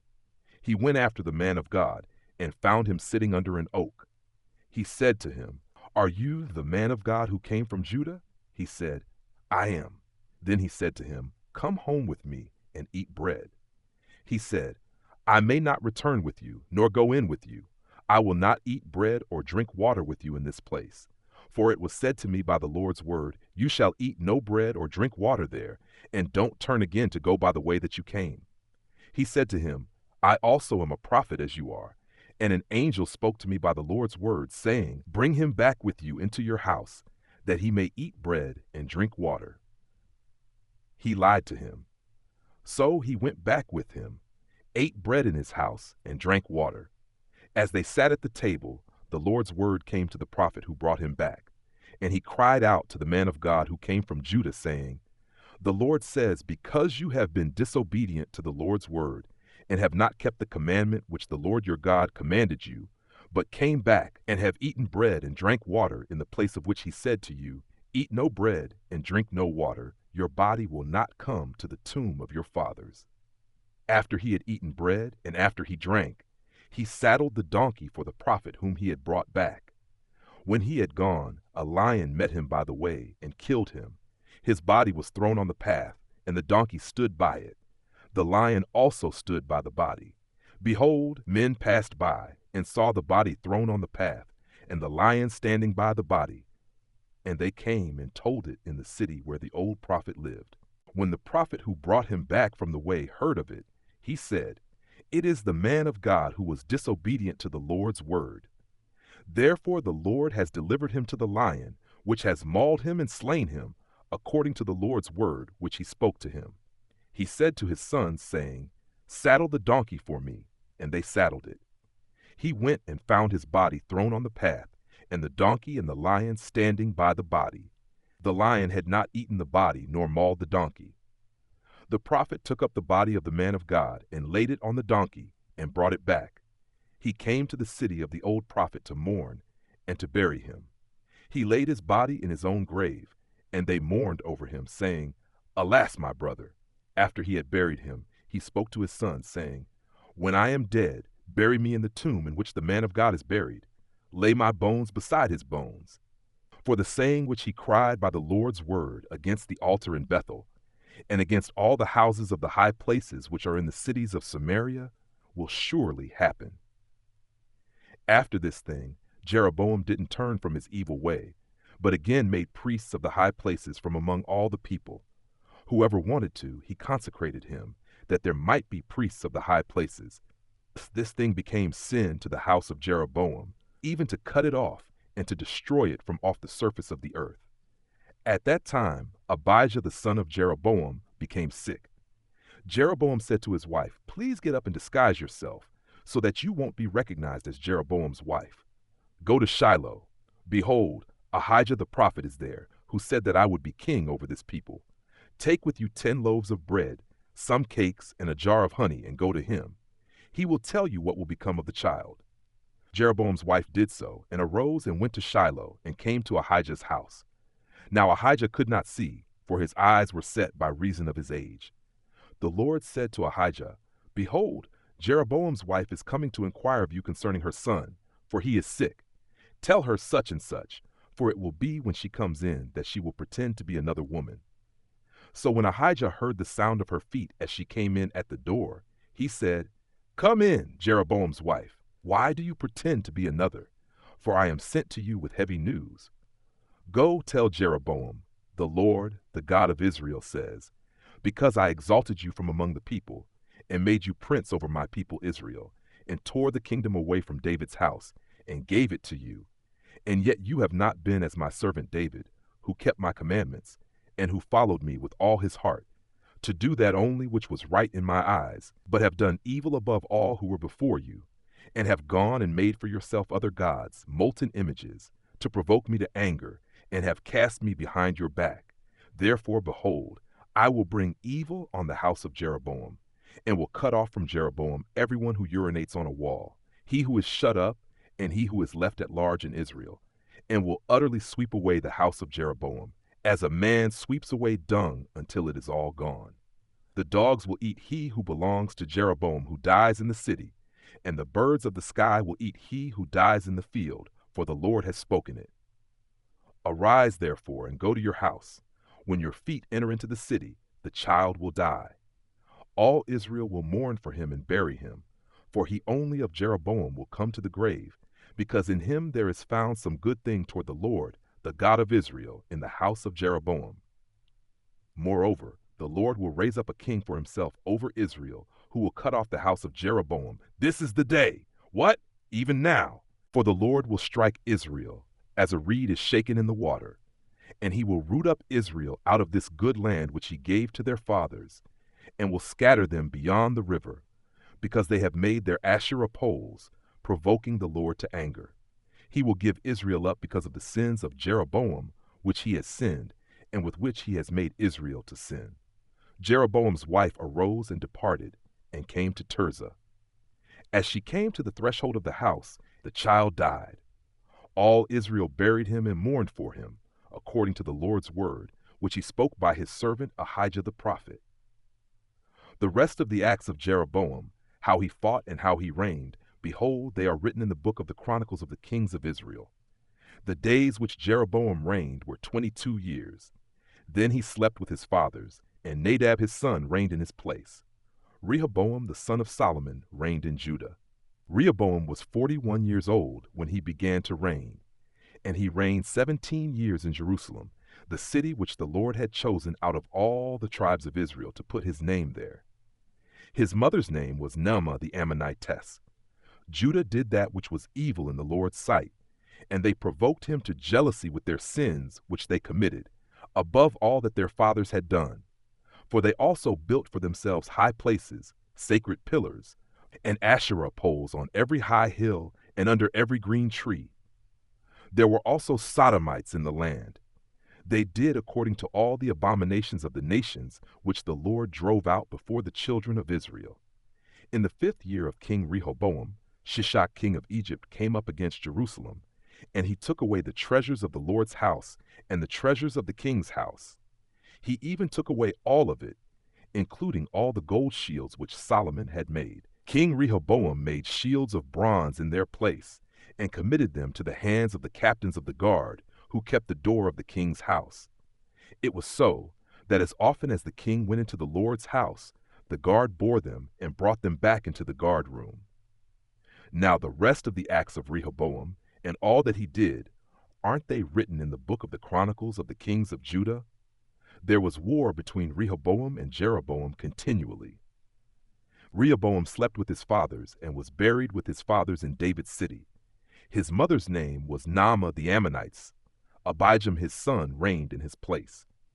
Now in the 18th year of King Jeroboam the son of Nebat, Abijam began to reign over Judah. He reigned 3 years in Jerusalem. His mother's name was Maacah, the daughter of Abishalom. He walked in all the sins of his father, which he had done before him, and his heart was not perfect with the Lord his God, as the heart of David his father. Nevertheless, for David's sake, the Lord his God gave him a lamp in Jerusalem, to set up his son after him, and to establish Jerusalem, because David did that which was right in the Lord's eyes, and didn't turn away from anything that he commanded him all the days of his life, except only in the matter of Uriah the Hittite. Now there was war between Rehoboam and Jeroboam all the days of his life. The rest of the acts of Abijam, and all that he did, aren't they written in the book of the Chronicles of the kings of Judah? There was war between Abijam and Jeroboam. Abijam slept with his fathers, and they buried him in David's city, and Asa his son reigned in his place. In the 20th year of Jeroboam king of Israel, Asa began to reign over Judah. He reigned 41 years in Jerusalem. His mother's name was Maacah, the daughter of Abishalom. Asa did that which was right in the Lord's eyes, as David his father did. He put away the Sodomites out of the land, and removed all the idols that his fathers had made. He also removed Maacah his mother from being queen, because she had made an abominable image for an Asherah. Asa cut down her image and burned it at the brook Kidron. But the high places were not taken away. Nevertheless, the heart of Asa was perfect with the Lord all his days. He brought into the Lord's house the things that his father had dedicated, and the things that he himself had dedicated, silver, gold, and utensils. There was war between Asa and Baasha king of Israel all their days. Baasha king of Israel went up against Judah and built Ramah, that he might not allow anyone to go out or come in to Asa king of Judah. Then Asa took all the silver and the gold that was left in the treasures of the Lord's house and the treasures of the king's house, and delivered it into the hand of his servants. Then King Asa sent them to Ben-Hadad, the son of Tabrimmon, the son of Hezion, king of Syria, who lived at Damascus, saying, "Let there be a treaty between me and you, like that between my father and your father. Behold, I have sent to you a present of silver and gold. Go break your treaty with Baasha king of Israel, that he may depart from me."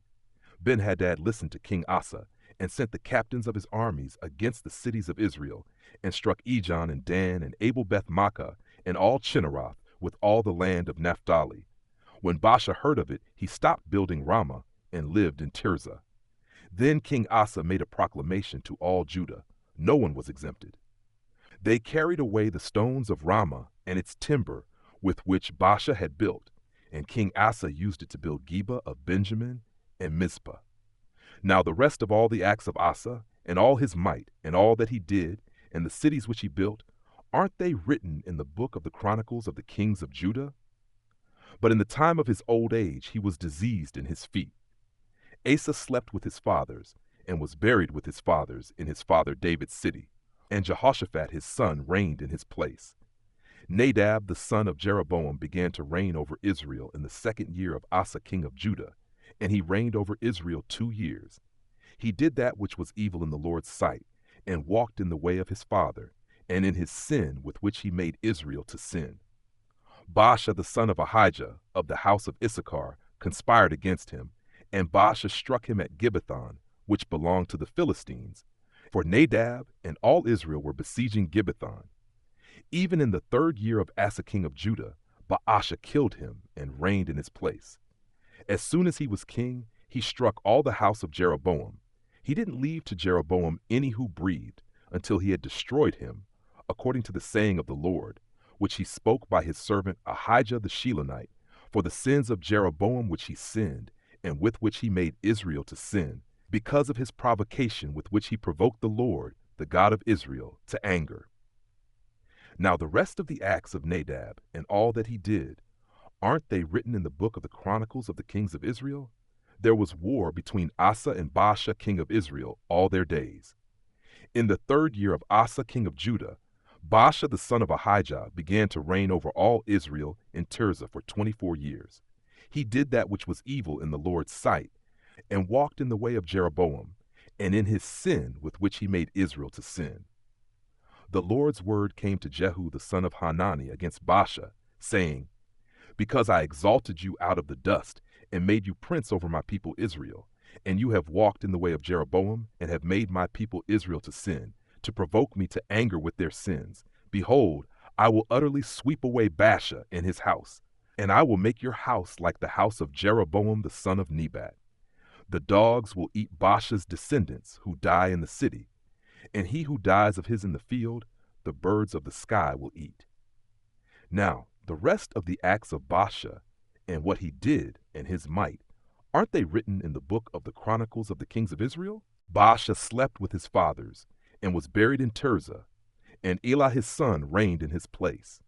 Moreover, the Lord's word came by the prophet Jehu the son of Hanani against Baasha, and against his house, both because of all the evil that he did in the Lord's sight, to provoke him to anger with the work of his hands, in being like the house of Jeroboam, and because he struck him. In the 26th year of Asa king of Judah, Elah the son of Baasha began to reign over Israel in Tirzah for 2 years. His servant Zimri, captain of half his chariots, conspired against him. Now he was in Tirzah, drinking himself drunk in the house of Arzah, who was over the household in Tirzah. And Zimri went in and struck him and killed him in the 27th year of Asa king of Judah, and reigned in his place. When he began to reign, as soon as he sat on his throne, he attacked all the house of Baasha. He didn't leave him a single one who urinates on a wall among his relatives or his friends. Thus Zimri destroyed all the house of Baasha, according to the Lord's word which he spoke against Baasha by Jehu the prophet, for all the sins of Baasha, and the sins of Elah his son, which they sinned, and with which they made Israel to sin, to provoke the Lord, the God of Israel, to anger with their vanities. Now the rest of the acts of Elah, and all that he did, aren't they written in the book of the Chronicles of the kings of Israel? In the 27th year of Asa king of Judah, Zimri reigned 7 days in Tirzah. Now the people were encamped against Gibbethon, which belonged to the Philistines. The people who were encamped heard that Zimri had conspired, and had also killed the king. Therefore all Israel made Omri, the captain of the army, king over Israel that day in the camp. Omri went up from Gibbethon, and all Israel with him, and they besieged Tirzah. When Zimri saw that the city was taken, he went into the fortified part of the king's house, and burned the king's house over him with fire, and died for his sins which he sinned in doing that which was evil in the Lord's sight, in walking in the way of Jeroboam, and in his sin which he did to make Israel to sin. Now the rest of the acts of Zimri, and his treason that he committed, aren't they written in the book of the Chronicles of the kings of Israel? Then the people of Israel were divided into 2 parts. Half of the people followed Tibni the son of Ginath to make him king, and half followed Omri. But the people who followed Omri prevailed against the people who followed the son of Ginath. So Tibni died, and Omri reigned. In the 31st year of Asa king of Judah, Omri began to reign over Israel for 12 years.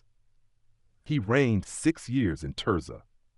He bought the hill Samaria of Shemer for 2 talents of silver, and he built on the hill, and called the name of the city which he built Samaria, after the name of Shemer, the owner of the hill.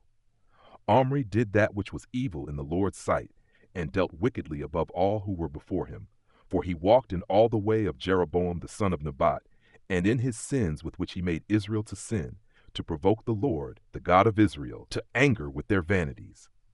Now the rest of the acts of Omri which he did, and his might that he showed, aren't they written in the book of the Chronicles of the kings of Israel?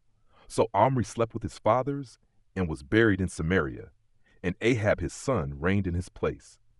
In the 38th year of Asa king of Judah, Ahab the son of Omri began to reign over Israel. Ahab the son of Omri reigned over Israel in Samaria 22 years. Ahab the son of Omri did that which was evil in the Lord's sight above all that were before him, as if it had been a light thing for him to walk in the sins of Jeroboam the son of Nebat. He took his wife Jezebel, the daughter of Ethbaal, king of the Sidonians, and went and served Baal and worshipped him. He raised up an altar for Baal in the house of Baal, which he had built in Samaria. Ahab made the Asherah, and Ahab did more yet to provoke the Lord, the God of Israel, to anger than all the kings of Israel who were before him. In his days Heel the Bethelite built Jericho. He laid its foundation with the loss of Abiram his firstborn, and set up its gates with the loss of his youngest son Segub, according to the Lord's word, which he spoke by Joshua the son of Nun. Elijah the Tishbite, who was one of the settlers of Gilead, said to Ahab, "As the Lord, the God of Israel, lives, before whom I stand, there shall not be dew nor rain these years, but according to my word." Then the Lord's word came to him, saying, "Go away from here, turn eastward, and hide yourself by the brook Kerith, that is before the Jordan. You shall drink from the brook. I have commanded the ravens to feed you there." So he went and did according to the Lord's word, for he went and lived by the brook Cherith, that is before the Jordan. The ravens brought him bread and meat in the morning, and bread and meat in the evening, and he drank from the brook. After a while the brook dried up, because there was no rain in the land. The Lord's word came to him, saying, "Arise, go to Zarephath, which belongs to Sidon, and stay there. Behold, I have commanded a widow there to sustain you." So he arose and went to Zarephath. And when he came to the gate of the city, behold, a widow was there gathering sticks. He called to her and said, "Please get me a little water in a jar, that I may drink." As she was going to get it, he called to her and said, "Please bring me a morsel of bread in your hand." She said, "As the Lord your God lives, I don't have anything baked, but only a handful of meal in a jar and a little oil in a jar. Behold, I am gathering 2 sticks, that I may go in and bake it for me and my son, that we may eat it and die." Elijah said to her, "Don't be afraid. Go and do as you have said, but make me a little cake from it first, and bring it out to me, and afterward make some for you and for your son. For the Lord, the God of Israel, says, the jar of meal will not run out, and the jar of oil will not fail, until the day that the Lord sends rain on the earth." She went and did according to the saying of Elijah, and she, he, and her household ate many days. The jar of meal didn't run out, and the jar of oil didn't fail, according to the Lord's word, which he spoke by Elijah. After these things the son of the woman, the mistress of the house, became sick, and his sickness was so severe that there was no breath left in him. She said to Elijah, "What have I to do with you, you man of God? You have come to me to bring my sin to memory, and to kill my son." He said to her, "Give me your son." He took him out of her bosom, and carried him up into the room where he stayed, and laid him on his own bed. He cried to the Lord and said, "Lord my God, have you also brought evil on the widow with whom I am staying, by killing her son?" He stretched himself on the child 3 times, and cried to the Lord and said, "Lord my God, please let this child's soul come into him again." The Lord listened to the voice of Elijah, and the soul of the child came into him again, and he revived. Elijah took the child and brought him down out of the room into the house, and delivered him to his mother. And Elijah said, "Behold, your son lives." The woman said to Elijah, "Now I know that you are a man of God, and that the Lord's word in your mouth is truth." After many days the Lord's word came to Elijah in the 3rd year, saying, "Go show yourself to Ahab, and I will send rain on the earth." Elijah went to show himself to Ahab. The famine was severe in Samaria. Ahab called Obadiah, who was over the household. Now Obadiah feared the Lord greatly, for when Jezebel cut off the Lord's prophets, Obadiah took 100 prophets, and hid them 50 to a cave, and fed them with bread and water. Ahab said to Obadiah, "Go through the land, to all the springs of water and to all the brooks. Perhaps we may find grass and save the horses and mules alive, that we not lose all the animals. So they divided the land between them to pass throughout it.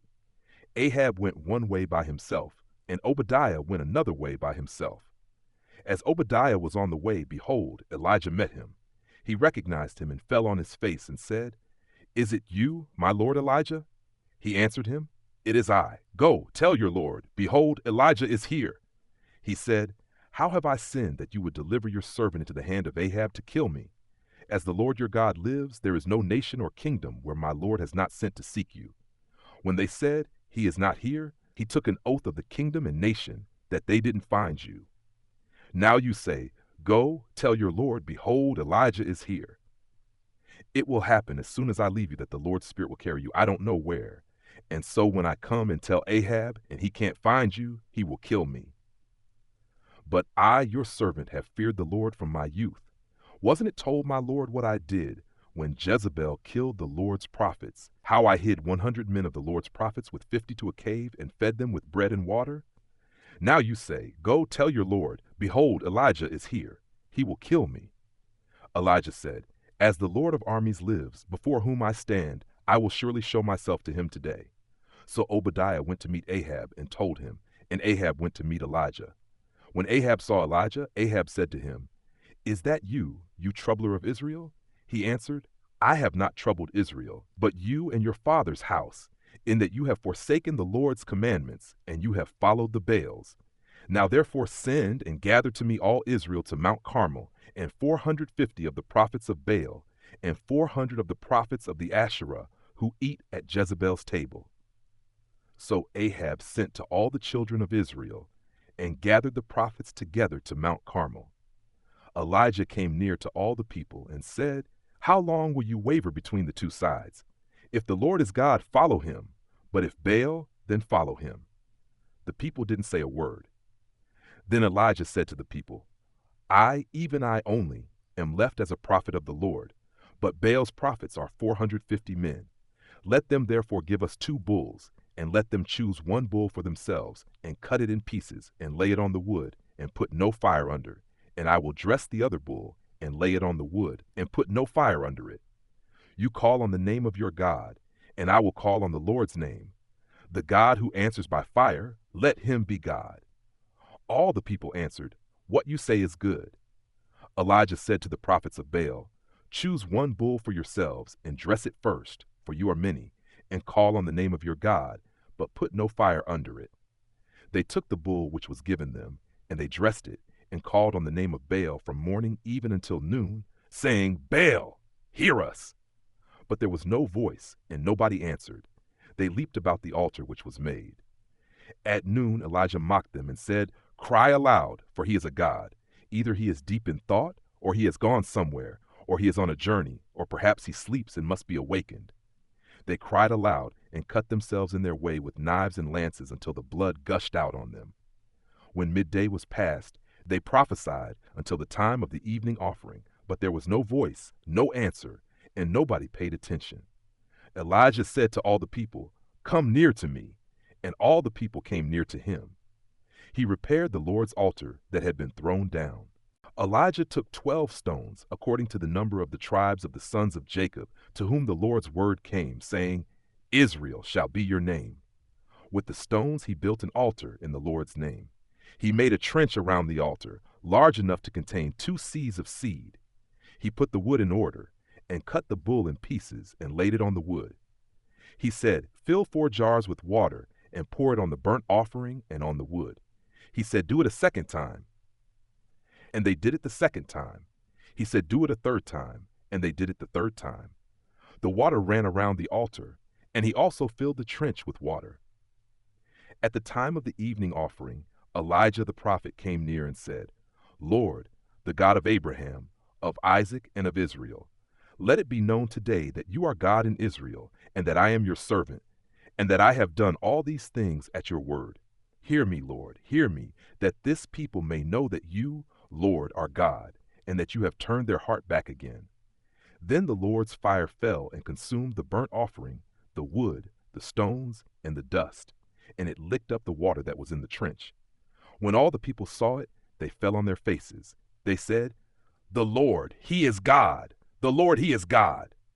Elijah said to them, "Seize the prophets of Baal. Don't let one of them escape." They seized them, and Elijah brought them down to the brook Kishon and killed them there. Elijah said to Ahab, "Get up, eat and drink, for there is the sound of abundance of rain." So Ahab went up to eat and to drink. Elijah went up to the top of Carmel, and he bowed himself down on the earth and put his face between his knees. He said to his servant, "Go up now and look toward the sea." He went up and looked, then said, "There is nothing." He said, "Go again 7 times. On the 7th time he said, "Behold, a small cloud like a man's hand is rising out of the sea." He said, "Go up, tell Ahab, get ready and go down, so that the rain doesn't stop you." In a little while the sky grew black with clouds and wind, and there was a great rain.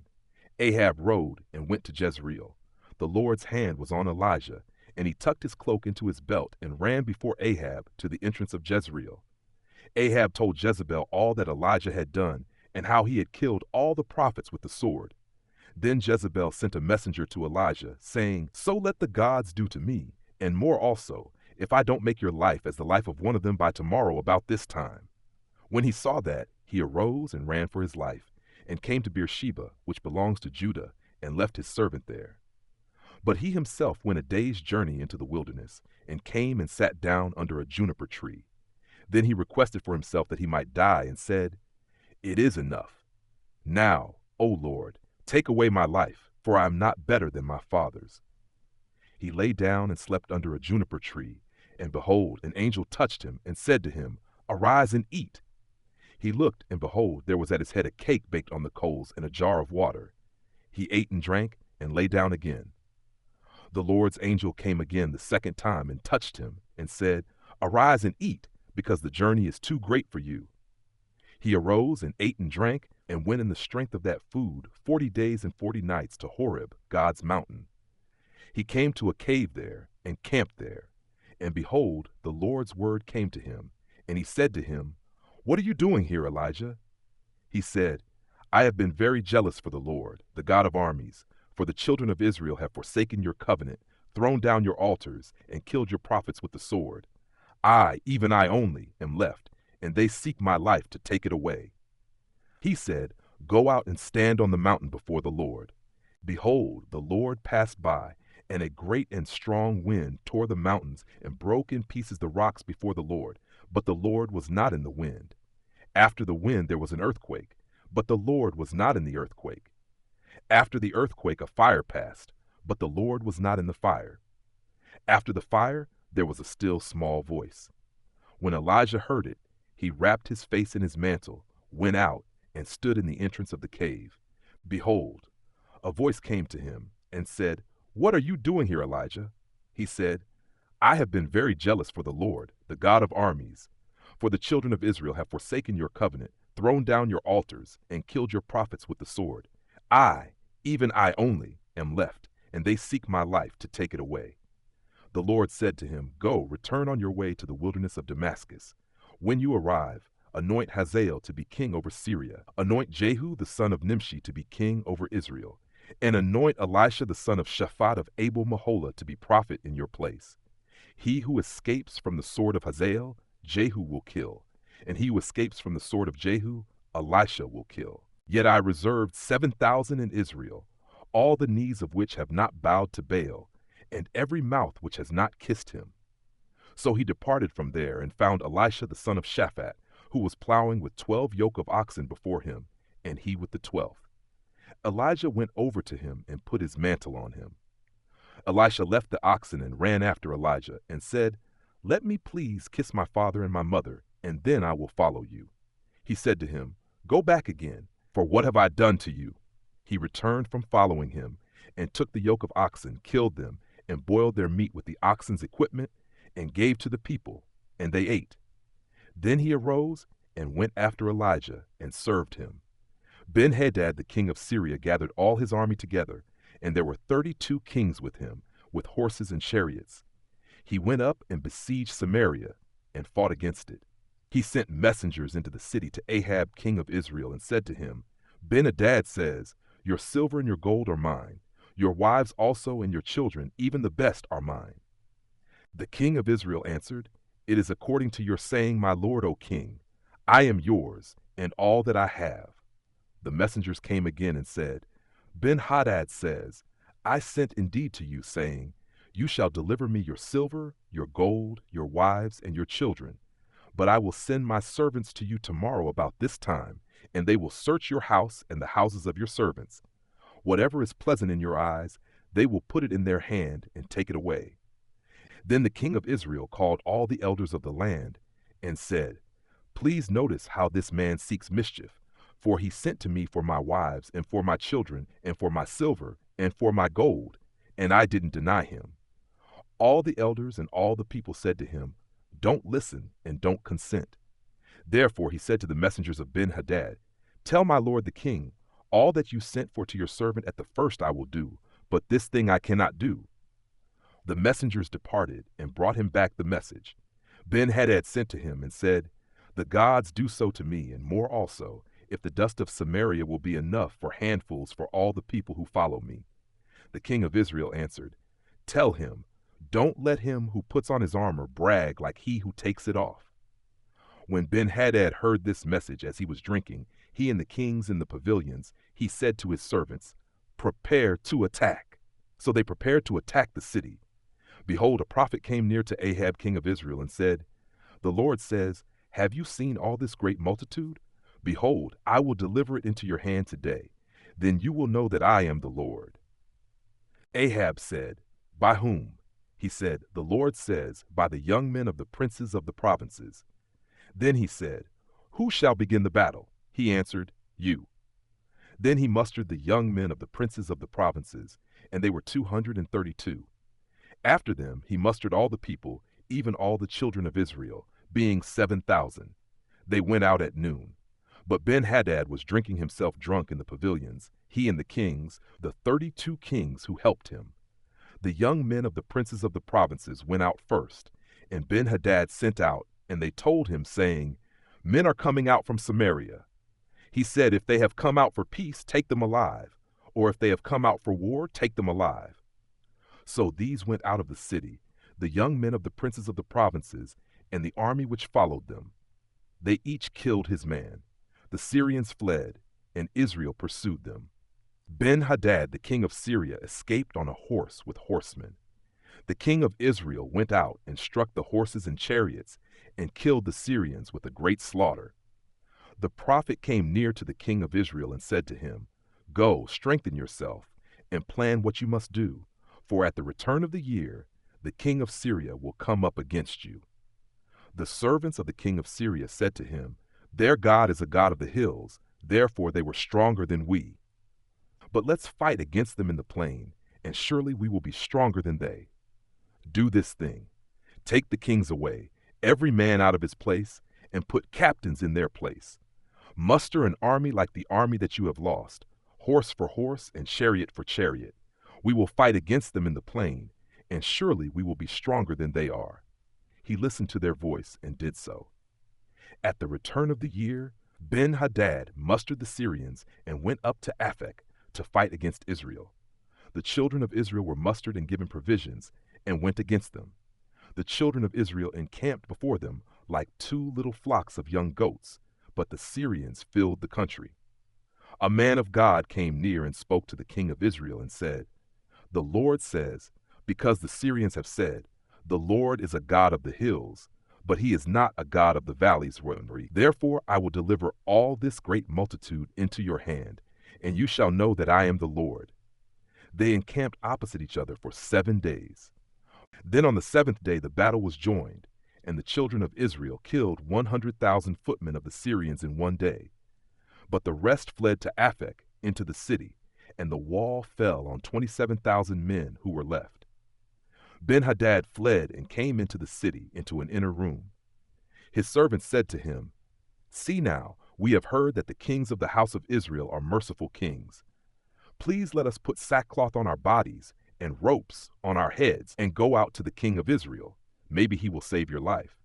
So they put sackcloth on their bodies and ropes on their heads and came to the king of Israel and said, "Your servant Ben-Hadad says, 'Please let me live.'" He said, "Is he still alive? He is my brother." Now the men observed diligently and hurried to take this phrase, and they said, "Your brother Ben-Hadad."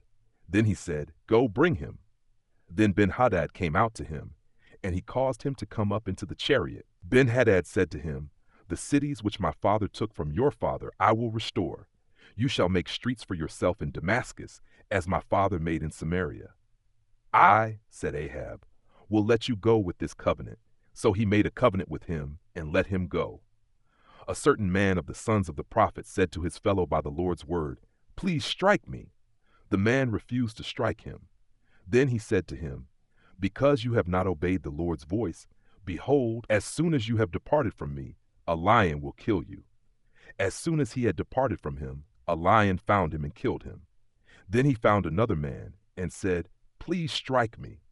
The man struck him and wounded him. So the prophet departed and waited for the king by the way, and disguised himself with his headband over his eyes.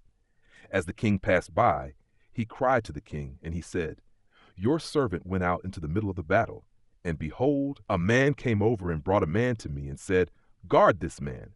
If by any means he is missing, then your life shall be for his life, or else you shall pay a talent of silver.' As your servant was busy here and there, he was gone." The king of Israel said to him, "So shall your judgment be. You yourself have decided it." He hurried and took the headband away from his eyes, and the king of Israel recognized that he was one of the prophets. He said to him, "The Lord says, because you have let go out of your hand the man whom I had devoted to destruction, therefore your life will take the place of his life, and your people take the place of his people." The king of Israel went to his house sullen and angry, and came to Samaria. After these things, Naboth the Jezreelite had a vineyard which was in Jezreel, next to the palace of Ahab king of Samaria. Ahab spoke to Naboth, saying, "Give me your vineyard, that I may have it for a garden of herbs, because it is near my house, and I will give you for it a better vineyard than it. Or, if it seems good to you, I will give you its worth in money." Naboth said to Ahab, "May the Lord forbid me that I should give the inheritance of my fathers to you." Ahab came into his house sullen and angry because of the word which Naboth the Jezreelite had spoken to him, for he had said, "I will not give you the inheritance of my fathers." He laid himself down on his bed and turned away his face and would eat no bread. But Jezebel his wife came to him and said to him, "Why is your spirit so sad that you eat no bread?" He said to her, "Because I spoke to Naboth the Jezreelite and said to him, 'Give me your vineyard for money, or else, if it pleases you, I will give you another vineyard for it.' He answered, 'I will not give you my vineyard.' Jezebel his wife said to him, 'Do you now govern the kingdom of Israel? Arise and eat bread, and let your heart be merry. I will give you the vineyard of Naboth the Jezreelite.' So she wrote letters in Ahab's name and sealed them with his seal, and sent the letters to the elders and to the nobles who were in his city, who lived with Naboth. She wrote in the letters, saying, 'Proclaim a fast, and set Naboth on high among the people. Set 2 men, wicked fellows, before him, and let them testify against him, saying, "You cursed God and the king." Then carry him out, and stone him to death.' The men of his city, even the elders and the nobles who lived in his city, did as Jezebel had instructed them in the letters which she had written and sent to them. They proclaimed a fast, and set Naboth on high among the people. The 2 men, the wicked fellows, came in and sat before him. The wicked fellows testified against him, even against Naboth, in the presence of the people, saying, 'Naboth cursed God and the king.' Then they carried him out of the city and stoned him to death with stones. Then they sent to Jezebel, saying, 'Naboth has been stoned and is dead.' When Jezebel heard that Naboth had been stoned and was dead, Jezebel said to Ahab, 'Arise, take possession of the vineyard of Naboth the Jezreelite, which he refused to give you for money, for Naboth is not alive but dead.' When Ahab heard that Naboth was dead, Ahab rose up to go down to the vineyard of Naboth the Jezreelite to take possession of it. The Lord's word came to Elijah the Tishbite, saying, 'Arise, go down to meet Ahab king of Israel, who dwells in Samaria. Behold, he is in the vineyard of Naboth, where he has gone down to take possession of it. You shall speak to him, saying, The Lord says, Have you killed and also taken possession?' You shall speak to him, saying, The Lord says, in the place where dogs lick the blood of Naboth, dogs will lick your blood, even yours. Demho, Ahab said to Elijah, have you found me, my enemy? He answered, I have found you, because you have sold yourself to do that which is evil in the Lord's sight. Behold, I will bring evil on you, and will utterly sweep you away, and will cut off from Ahab everyone who urinates against a wall, and him who is shut up, and him who is left at large in Israel. I will make your house like the house of Jeroboam the son of Nebat, and like the house of Baasha the son of Ahijah, for the provocation with which you have provoked me to anger, and have made Israel to sin. The Lord also spoke of Jezebel, saying, the dogs will eat Jezebel by the rampart of Jezreel. The dogs will eat he who dies of Ahab in the city, and the birds of the sky will eat he who dies in the field. But there was no one like Ahab, who sold himself to do that which was evil in the Lord's sight, whom Jezebel his wife stirred up. He did very abominably in following idols, according to all that the Amorites did, whom the Lord cast out before the children of Israel. When Ahab heard those words, he tore his clothes, put sackcloth on his body, fasted, lay in sackcloth, and went about despondently. The Lord's word came to Elijah the Tishbite, saying, see how Ahab humbles himself before me? Because he humbles himself before me, I will not bring the evil in his days, but I will bring the evil on his house in his son's day. They continued 3 years without war between Syria and Israel. In the 3rd year, Jehoshaphat the king of Judah came down to the king of Israel. The king of Israel said to his servants, you know that Ramoth-Gilead is ours, and we do nothing, and don't take it out of the hand of the king of Syria? He said to Jehoshaphat, will you go with me to battle to Ramoth-Gilead? Jehoshaphat said to the king of Israel, I am as you are, my people as your people, my horses as your horses. Jehoshaphat said to the king of Israel, please inquire first for the Lord's word. Then the king of Israel gathered the prophets together, about 400 men, and said to them, should I go against Ramoth-Gilead to battle, or should I refrain? They said, go up, for the Lord will deliver it into the hand of the king. But Jehoshaphat said, isn't there here a prophet of the Lord, that we may inquire of him? The king of Israel said to Jehoshaphat, there is yet one man by whom we may inquire of the Lord, Micaiah the son of Imlah, but I hate him, for he does not prophesy good concerning me, but evil. Jehoshaphat said, don't let the king say so. Then the king of Israel called an officer and said, quickly get Micaiah the son of Imlah. Now the king of Israel and Jehoshaphat the king of Judah were sitting each on his throne, arrayed in their robes, in an open place at the entrance of the gate of Samaria, and all the prophets were prophesying before them. Zedekiah the son of Kenana made himself horns of iron and said, the Lord says, with these you will push the Syrians until they are consumed. All the prophets prophesied so, saying, go up to Ramoth-Gilead and prosper, for the Lord will deliver it into the hand of the king.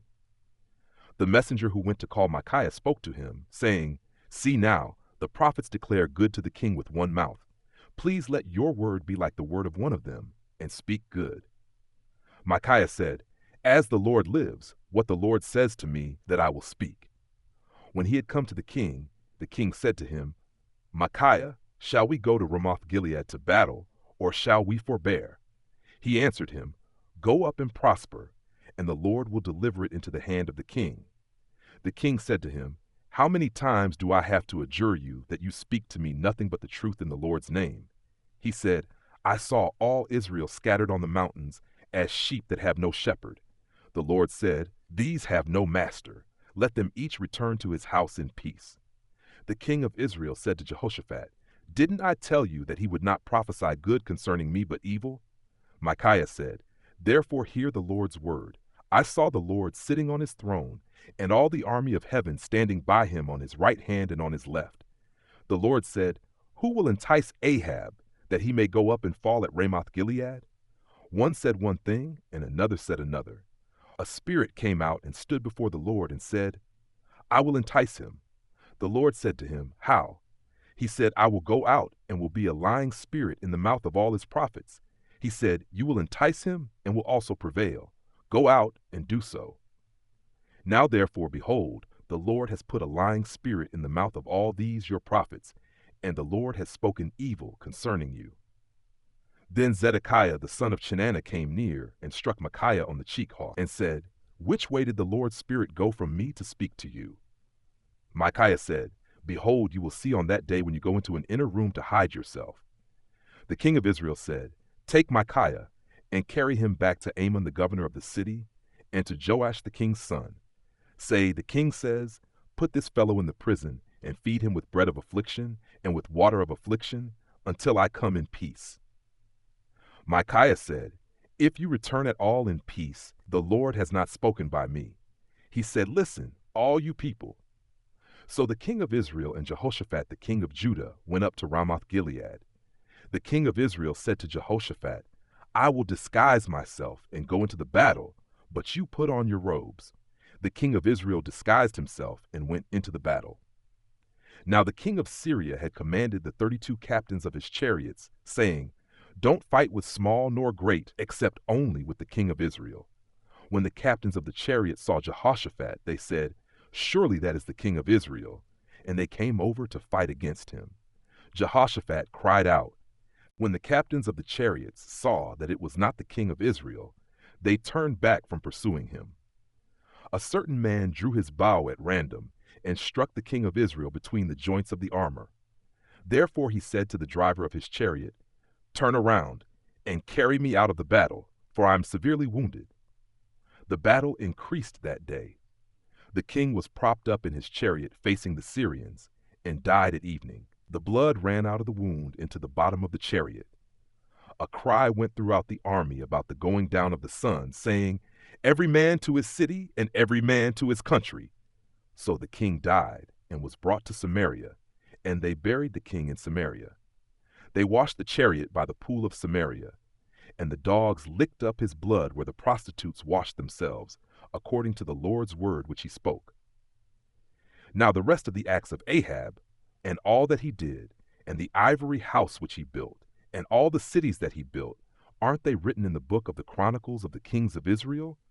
So Ahab slept with his fathers, and Ahaziah his son reigned in his place.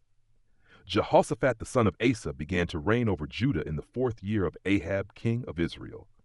Jehoshaphat was 35 years old when he began to reign, and he reigned 25 years in Jerusalem. His mother's name was Azubah, the daughter of Shilhi. He walked in all the way of Asa his father.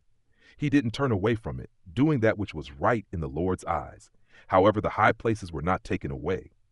The people still sacrificed and burned incense on the high places. Jehoshaphat made peace with the king of Israel.